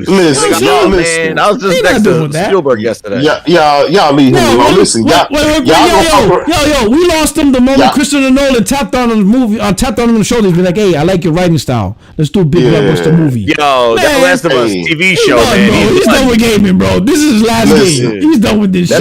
We haven't got to engage the Naughty Dog. He was too busy making the HBO show. Look, y'all gonna fuck around and turn him into David Jaffe, man. Y'all better leave him alone and let him do what he gonna do. If anything, he's like, I'm not gonna end up like David Jaffe. He sees how he ended up. He's like, hell nah. You're not doing that to me. Hey, y'all better leave him alone. He gonna end up like Jeff. He gonna be on here with us doing podcast fanboy and shit. No, he's not. He's like, yo, fuck that. He is not doing podcast. He like, yo, my man, like, if you think I'm gonna be doing podcasts with Porter Rock and King Thrash, you guys are bugging. He like, how do you go from making goatees? How do you go to making from goatees to podcast? How do you go from making goatees to podcasting with Porter Rock and Jaydub? What are we doing here? Oh man! Telling people I created Kratos. I'm the creative Kratos. Me, damn it! I did it. It was because half the people don't remember. I think you created Kratos. He had to shave his head. He's like, I did Kratos. Look. Half the families don't even remember. He was like, "Oh, it's crazy, bro." Yo, Neil Druckmann's like, "Nah, dog. I'm gonna be chilling with Meryl Streep." Like, nah, we're not doing this. He's like, we're not doing this. He's like, nah. He saw the high life. I'm telling you, once I saw next to Denzel, I'm like, you can't go back. Yep. You sat next to Denzel. Where you want to go? I know. He Hollywood, man. Jim Ryan told him to do. He's like, Jim Ryan, get the hell out of here. Who are you? I was like, nah, my man's like, games. I don't make games. I make movies. I make art. He went to that after party and he was like, I'm done with games. Look, I will forever. So I go to the after party at the Oscars. Jaydub, we lost a good one, bro. Hey, listen. Oh man, stall him out, man. Stall him out. Listen, until he make. Let's face it. To me, until he makes a dud, I don't have nothing to worry about, man. He ain't made a dud yet, so I'm gonna let him. He ain't gonna make it done because after this, he ain't gonna be making anything else. You're gonna see him on Netflix. That's where he's going. We gonna see his. We're gonna see him on 60 frames, no lag. You're gonna see Druckmann Productions on Netflix. Another Druckmann Production. YouTube short. He gonna be in the Discord with us. What you talking about? Oh shit, bro! You trying to prevent that shit, my man? I'm telling you, bro. Look, even now he's thinking. Get his bitch in Avatar. Joel the golf club out his Avatar online. He gonna be fanboying like us, man. That's gonna be crazy. And talking all shit about Sony. Yeah, listen. As long as he don't make no shit. Look at his face. Look at his face. He's like, I'm sitting here with this nerd when I should be talking to Jimmy Fallon. You know what I'm saying? He should be on a Tonight Show with Jimmy Fallon. He's not doing this no more. That's a green screen fireplace. He's like, that's a fake ass fireplace. Yeah, a fake ass fireplace. There's not even a real audience. He wants that Jimmy Fallon. Listen, I do want to give him some credit though, because it's like it's almost unfathomable that you can create an IP. Have it be so successful and turn around and go make a TV series of it, of that same IP, and have it to be so successful and win awards across the board. Good job. I mean, hats off to him, where he can create and develop the game and go on the screen side and create and develop it, and for it being successful. That is, I'm gonna be honest, I gotta give him kudos for that. Look at this. So The Last of Us Primetime Emmy wins for The Last of Us was Outstanding Drama Series, Lead Actor and Lead Actress, which is like almost. I mean, the only thing left is Director. Yeah. Like, yo, that is crazy. Are they nominated for anything at the Oscars? At the next week? Are they nominated? No, Oscars are right? I don't think on TV. Oscars are movies, but the Golden Globes are. They had the Golden Globes. That's where they got nominated. Yeah. No, this shit is crazy. That's crazy. Bro. Listen, you already know. They got 24 total nominations. Yeah, season 2 finna be crazy. It's lit. That shit gonna be so divisive. If you thought it was divisive in the gaming world, people have no idea what's coming. They don't know what's coming. They don't know what's coming, bro. Pedro, you better look for another job, bro. Because if you didn't play part 2, he's gonna be like, "Hey, how come I don't have a lot of lines?" Your Druckmann's like this. Don't worry about it. I think they're gonna milk that so long. It's gonna be like the end of season 2 when he gets it. No. Pedro's gonna come into the studio. He's gonna tap Neil Druckmann and be like, "Hey, I don't really see a lot of lines. What's going on?" Neil Druckmann's gonna be like this. Don't worry about it. He's gonna be like, "Do you like golf?" He's like, "So Neil, where's my character going this one? Does he get in family? Does he have a house and kids?" And stuff? He's like, no, just stay tuned." He's gonna be looking around. He's like, "What's up with the golf clubs?" He's like, who's my wife in the next season? He's like, I don't know about that one. Druckmann's gonna be like this. He's just gonna be standing at the corner of his eye, like, oh shit, he don't know. He goes, he's like, for day one, he goes, just lay here on the floor right here. Just oh right my here. god, the shock! The stunt double. Oh man, and yo, I hope they don't drag it out. Like, you know, like 2, 3. Because to me, that reminded me of Game of Thrones. When they killed fucking Ned Stark, they killed it. I'm like, wait a minute, is he like the main character? Like, I'm thinking, because I used to see the memes and all that. Like, I didn't start watching Game of Thrones till like season 6. So I said, you know what? Let me do it. And then, like, when I saw he died on episode 3, I'm like, hold the fuck up. There's 6 more seasons. I know. That was the whole thing. They never got the redemption. They dragged that out. You wanted to see the kids go back. Yeah. Yo, I was confused. I'm like, this is episode 3. What's the rest of the show about? And, yo, it was crazy. Watch people. I hope they don't prolong it like episode 6. First episode. They gotta come out. They gotta come out. Just like the game, they gotta come out. They gotta come out within the first 30 minutes and go ahead and have a well though. I mean, make it even more worse. Man, I think they're gonna drag it out. No, like don't even like slowly peel the band. Rip that shit off. First 20 minutes. Have a couple episodes of the dude eating strawberries to fill in the spaces. No fillers. No fillers. No fillers. People don't even know what the hell's going on. Like people watching, next thing them, like people who don't know, they'll be watching, and then all of a sudden, what the fuck is going on? They're just whooping his ass. Boy, she's taking that club and be like whack, like ooh. I think what they're gonna try to do, because I want to see the reaction the next day. I'm just dying to see the reaction on the internet. The headlines! Oh my god, you can imagine. It's gonna be crazy. Especially him. Like, he's such a beloved, like, he's such a cool guy, like, the actor himself and stuff. Seen him get his head bashed. No, Jay, you want to know what's crazy? I got my wife to watch it, right? And I didn't tell her. I hadn't told her anything. She just knows that. She just knows that, bro.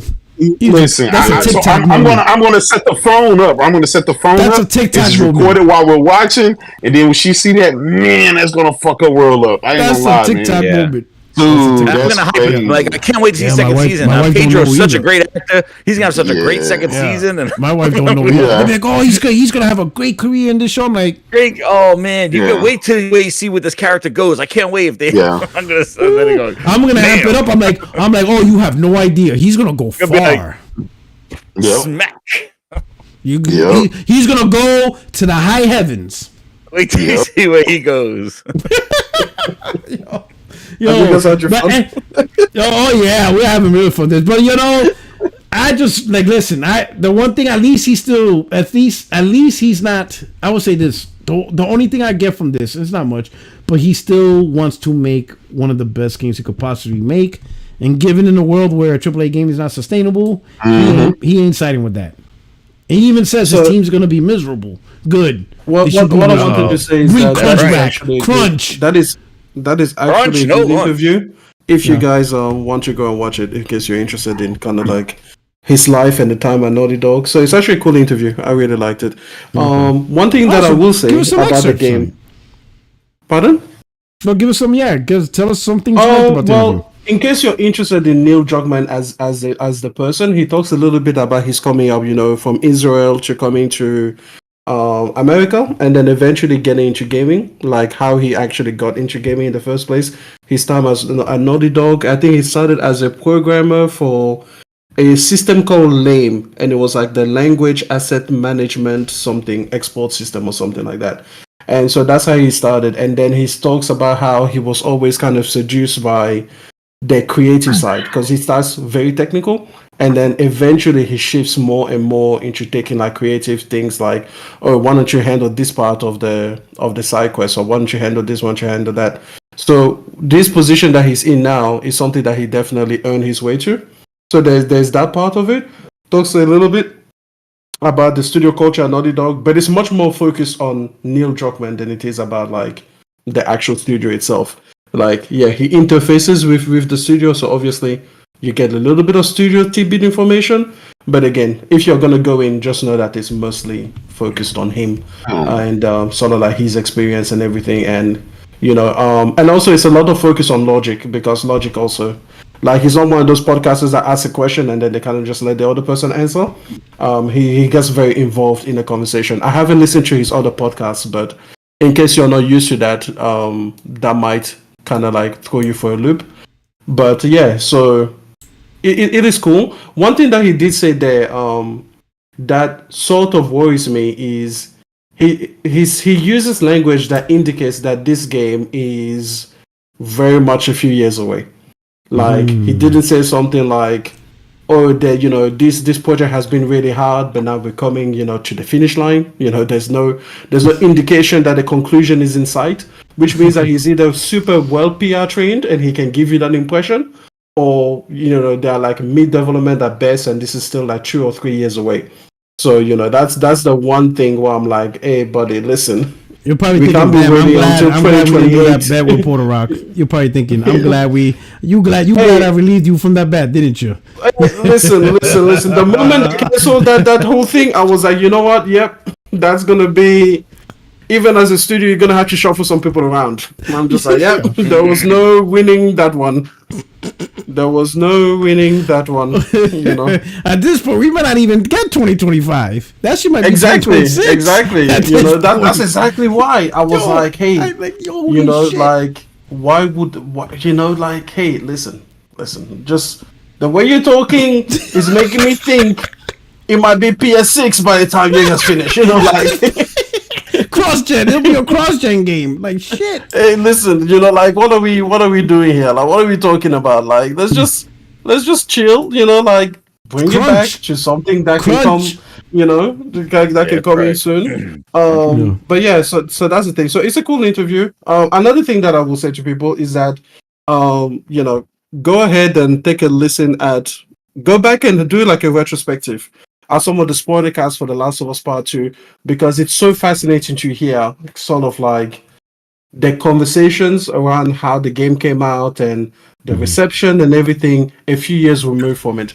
So, you know, in case you're going to go and take a look at this interview, but you want something a bit more focused on the studio, because they were surprisingly candid at the time. Like, when The Last of Us Part 2 came out, I didn't take a look at any of the spoiler casts, obviously, and I kind of just left it alone because I didn't want to. Number one, I didn't want to be influenced by what people were thinking and saying about it. But number two, I also know the PS5 was coming. So I was like, I'm not playing this on the PS4. Like, you're coming out the same year the new platform is going to come to. So there's no way that was going to happen. But yeah, so go and take a look back, because it's super fascinating. And I think Naughty Dog, you know, people say that PlayStation is very quiet. You know, like, they don't talk at all. But PlayStation really lets a lot of the studios speak. Like, if you listen to like the Spider-Man spoiler cast, if you listen to Insomniac, if you listen to Guerrilla Games, they are really candid and really frank about what it takes to create these games for you. So while the brand in itself doesn't say a lot of the creatives do. Yeah. Maybe it's better that way. I think so. Like, let the people that are actually on the ground say the thing. You know, instead of Phil Spencer being the one to speak for everyone, just go ahead and go ahead and let the people. Because if you listen to the Spider-Man interviews, they have lots of candid conversations, you know, and a lot of them are developer to developer interviews, things like that. That's where you get the stuff. It's not just the things against, like, let's say, Kind of Funny Games or something like that. You know, even though I have no issue with Kind of Funny Games interviews, I'm just saying that there's a lot of information available out there if you're curious. Okay. Right. Shout out to Twisted Sin, Sony. Yo, sorry about this trash. He's talking about Suicide Squad. Get HellDivers 2 instead. Facts. I mean, if you're gonna play a multiplayer game, that's just the hit of the year, bro. That shit. But when I said that Suicide Squad was garbage from the trailer, apparently I'm not allowed to say that. But you know, fuck that. I said it from the moment I saw it. I'm like, you said from the announcement. When I saw Captain Boomerang, I knew we going left. I'm like, we are going left. This is wow. We are nowhere near the mark. Once I saw him, I'm like, Captain, and then they said King Shark. I'm like, oh, okay. Now we double downing. Now we really getting the dumb characters. Oh my god, I already knew. True Witty, new member. Thank you for rocking with the crew. Thank you so much for joining. I truly appreciate it.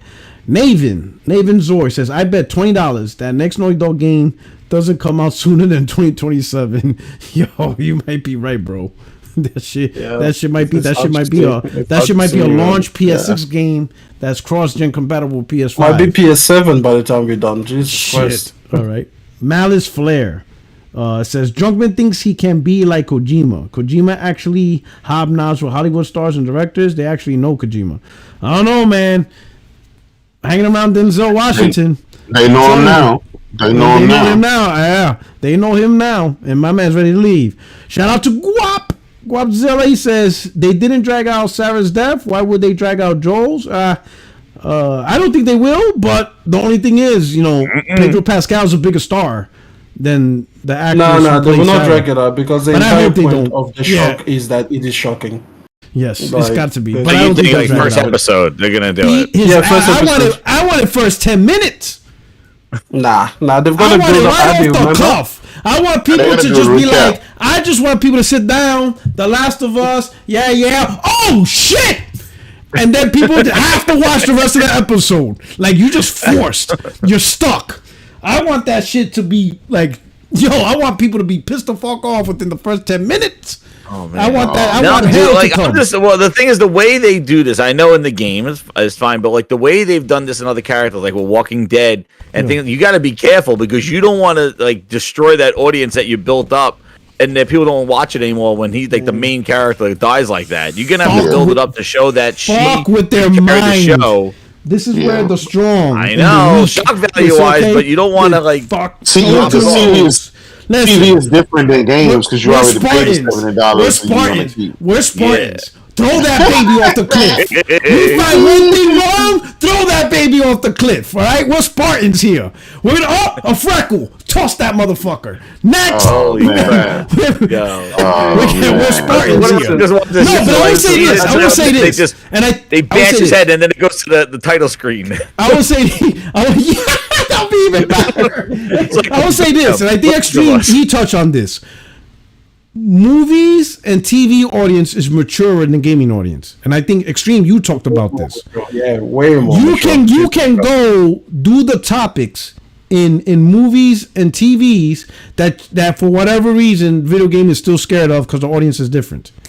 You know what I'm saying? Like, and I think it was because of Final Fantasy 16. We clearly know why Final Fantasy 16 there's no black people or characters that look black. It's because the game is heavily influenced by slavery and maltreatment of people.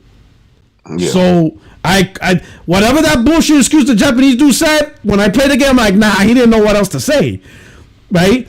But then talking with Extreme, because we talk, he goes, that's because gaming's not mature, the audience is not mature. Because movies don't have problem. I mean, hell, what's the movie with Jamie Foxx?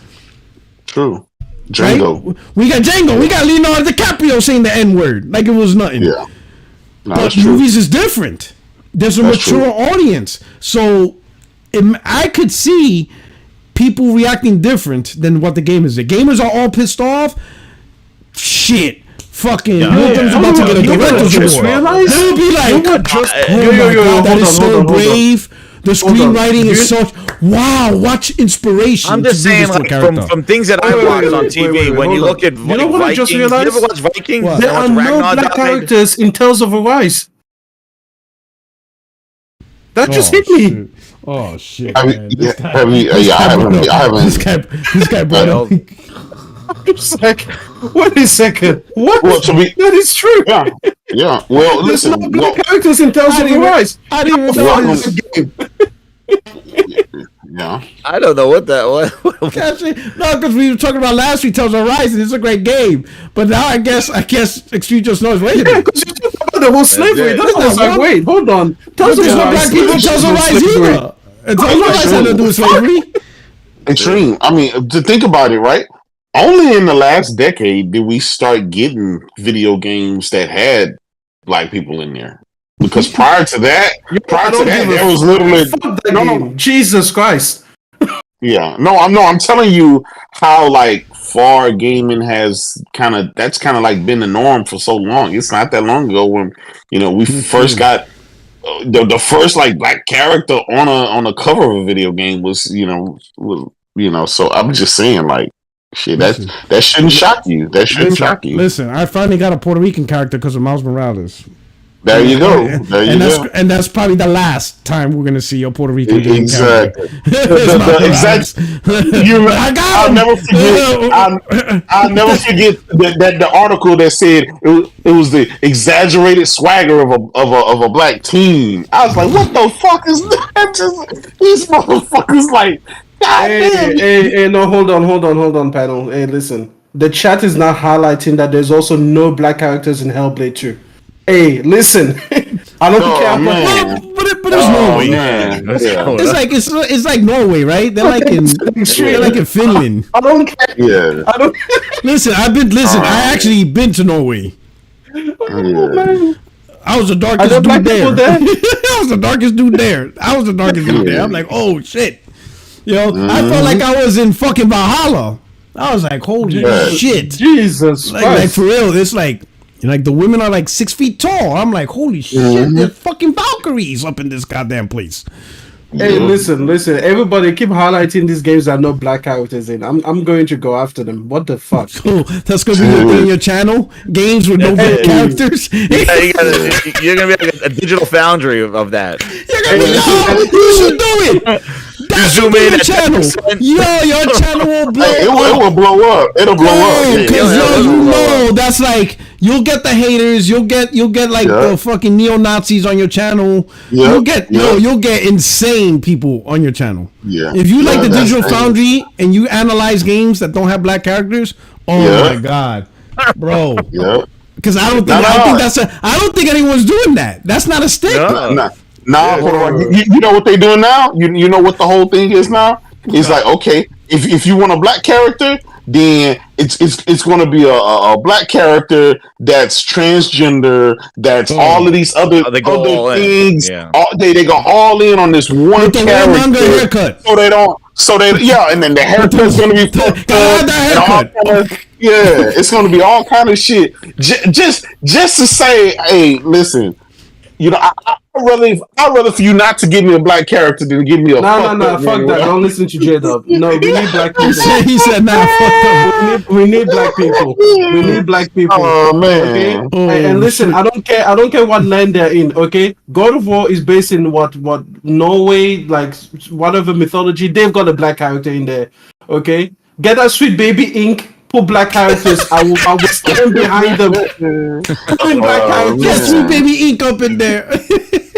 I should be the consultancy. Go to all of these Asian developers and be like, "Hey, where my niggas at? Like, bro, what do you think?" You're gonna stand like Stella Blade. Yeah, that might be the next one. What the fuck? You know, I'm gonna go and check all of my previous Japanese goodies. Do they have a black character in Persona 5? Because if not, fuck that game. He's like he's gonna be the Digital Foundry of blackness. He's gonna analyze every character. That should be so funny. When the video game world is an Italian, I'm either a Palmer or a Mafia. What's gonna make that concept so funny? You're gonna have people in your comments be like, as long as the game is fun, you're just gonna get people attracted to you over this topic because it hits every. No. They were able to import an American blue-eyed woman. It hits they couldn't bring a black character to Japan. Fuck Persona 5. Fuck that game. Especially if you do that. Oh my god. And you're gonna get like half of Japan after your ass. Oh shit. You know what? I never even like Japanese developers like that. Like, listen, I'm glad Sony Japan closed twice over now. Like, fuck those guys too. Oh shit. They can all get this smoke. What the fuck? They're black people in Persona 5. If we say that's modern ass game. I don't know what to tell but we're able to get a blonde-eyed American girl with blue eyes and make her a main character. But they can't have like a black shopkeeper or something. Like a shopkeeper.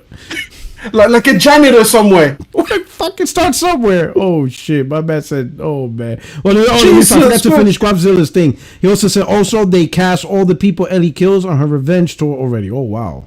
So they ready. That's ready for this season. They're ready, nice. Dude. You might be right, man. They might be cut to credits. The Last of Us is like, whack. They're not messing. And True Witty, he said God of War Ragnarok has a black character. Thank you. Yeah, she does. Thank you. Yo, and an important one too. Actually, she has more because her grandmother is also black. Yeah, Atreus' little boo thing. Yeah, exactly. There's Angerboda, there's Guayla. Those two are black. Yeah. And listen, Horizon has black characters. Obviously, it makes sense in the world. Well, not if Horizon was made by Japanese developers, it wouldn't. Yo, man, fuck these racist ass Japanese developers, man. Do your channel, bro. Jesus Christ. Oh my God, that should be crazy. Yo, anyway. I'm gonna keep count. So Tales of Arise, Final Fantasy 16. Just list game by game games with no black characters. Today's subject, Tales of Arise. Blade. Get ready. We didn't see that one yet. Hey, Stellar Blade, listen. She better have black characters. I don't want to be on that game, but I will swear I will curse it to high heaven if it doesn't.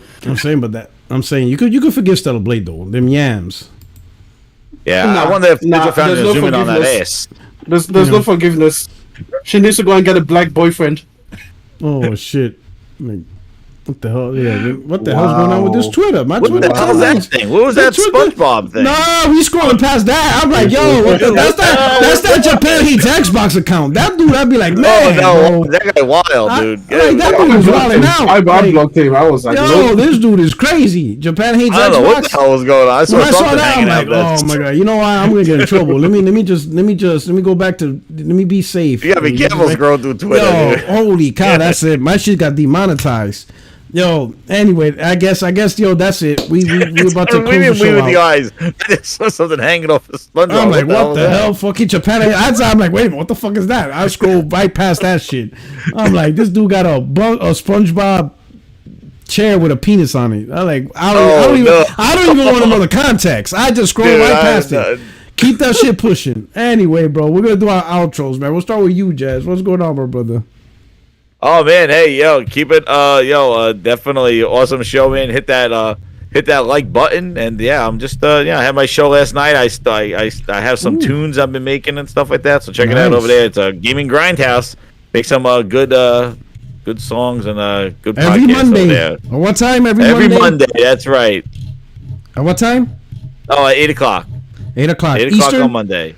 Eastern Standard Time, baby. Eastern Best time. East Coast, you know. Right. East Coast time. Shout out to you. Shout out to you, my brother. All right. And we got Jaydub.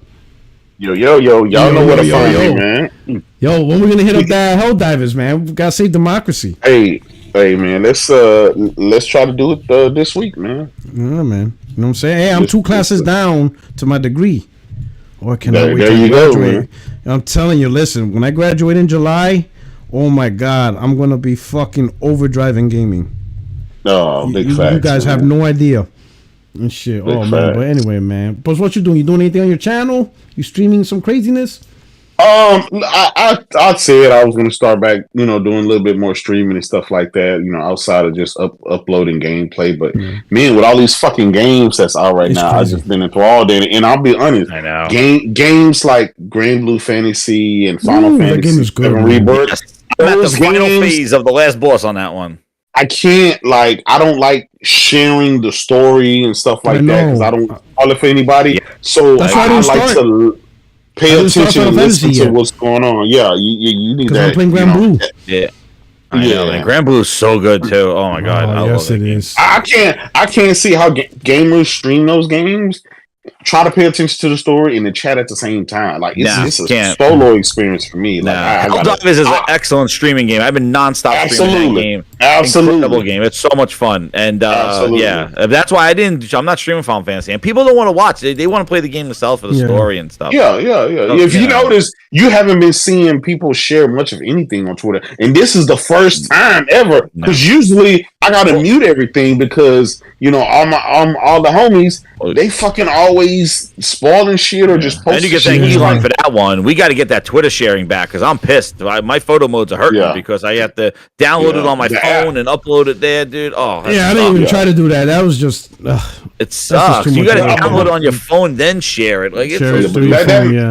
I'm gonna be honest. I think so far it's been a good thing because my timeline hadn't been seeing a lot of that's what things from Final. So that it makes it harder to spoil shit. That's true. Yeah, it does. At least I like to. I'm gonna be honest. Before I share a lot of stuff, at least let 2 or 3 weeks pass and let you know what I'm saying, the atmosphere die down. Let people get there. Don't fucking day one. People that have no time, like they got all the time in the world. They fucking sit there and beat the game in one day, and it's like, what the fuck, like. Whole game on their channel. Like, yeah, and it's like, man, like, I'm not streaming that stuff. Nah, that's story stuff. Like, if you stream anything, HellDivers 2 is the best. I've been nonstop just doing that. That's so much fun. Yeah, and that game is designed for you that game is designed for you to stream. I love that game so much. All the funny clips and crazy shit happening, like that's what it's designed for. You know what's crazy, Jaydub? It's like that game, like I was looking for, I was in that part where I'm like, where's that multiplayer game that we used to like get where everybody's playing it and you just want to keep playing it and leveling up and just doing the next crazy thing. It's not even the leveling up actually. It's just what's going to happen. Having fun. And it's just like it hits every point. Like I have to pull. Like I've only about 2 hours in Final Fantasy because I just every time I sit down, I want to play HellDivers. It's just crazy how an indie game just blew the hell up. Yep, it's so much. And it's even beyond just the game. Coming, like, dude. The TikTok. It's insane the amount of TikTok content and jokes and things people are doing. Shorts and everything, dude. Like it's like so it is crazy. That game is just it's becoming a meta. It's just holy shit. I know. Yep. And they're dropping mechs, dude. They're not waiting. It's not like they're dragging this thing out. Like they're saying the mechs are ready. I want you to come this weekend. The numbers keep going up and up and up. And this game is 3 weeks in. And like they're saying, the numbers keep going up, and it's like, damn, that's that game. They're in shock. They're like it's an inverse because you always see a peak, and then everybody loses interest, and it's been dropping. Yeah, this is snowballing, and they can't believe it. It's selling more and more each week. But it is a game. It is a game that peaks on the weekends, like Friday, Saturday, Sunday, when people are off work, because during the week, you know, obviously people it's hard. So at least on the weekends. You'll see those numbers like 700,000 people concur. It's like, damn. I think summer's going to be crazy for this game. I know a lot of people travel, but I think summer's going to be insane for this game because everybody's going to be like, yes, I could rock this game all summer. And I'll tell you this. I have put many of days on that game playing on my PlayStation Portal. Being away from home, and that is, it's like, dude, that shit is the truth. And I don't know if you guys seen it lately, but that PlayStation Portal has exceeded all kind of expectations that PlayStation had for a day. Like, so that's a good thing. It's great. It's just, you know, because I have like, you know, the PC Portal, like the PC to the Lenovo Go, but like you have to go through Windows and boot up the app, and it's not even the official app. It's not the same. Yeah, it's just having that portal and just turning it on, boom, it links to your PlayStation, and having the haptic feedback, and that controller. It's super light compared to the other ones, and it's very ergonomical because it's the controller, like, you know. So and the battery lasts a hell of a lot longer. Yes, it does, because it's not using any. Yeah, I don't have to wait like an hour and a half and like charge it, but yeah. All right. Okay. Let me get the last super chat before stream. Yeah, True Witty. He says, "I bet Sony's pissed they didn't monetize it more." But the thing is, they're gonna monetize it more. I mean, it's like they have a lot of wiggle room to monetize it. They have a lot of wiggle room to monetize more skins, you know, expansion packs. I'm pretty sure they got something in play. But that game, the dev spoke on that. He said they wanted to show the gamer, improve to the gamer that it's worth buying first before they try to do anything else, such as monetizing. And that's a smart move for them, because even right now, if they decided to add some microtransactions, people can't really be mad, right? Because the game has proven itself. You had so much fun without. And then if they add some microtransactions, it's like, okay, well, I mean, shit, the game was worthwhile. It's going to keep me and my friends coming back. So, I mean, fuck it. Like, it's... And they're going to need to, too, because, like, you earn so many actually money credits in the game. Like, you're sitting on that. There's like 4 hours. Yeah. Yeah, you're sitting on all this money now that you earned. Yeah. So. Yeah. So. But kudos to them for keep adding content and stuff. We got the mechs coming. We got vehicles. There's allegedly a third faction that's going to be in there, and eventually, you know, the game is just going to keep growing. And I'm gonna be honest, crossovers, dude. Sony better jump on that. Oh yeah, like we were Killzone, or we were talking like this, or fighting the Chimera from Resistance. Yeah, Resistance. A planet we have to fight them. That will be dope.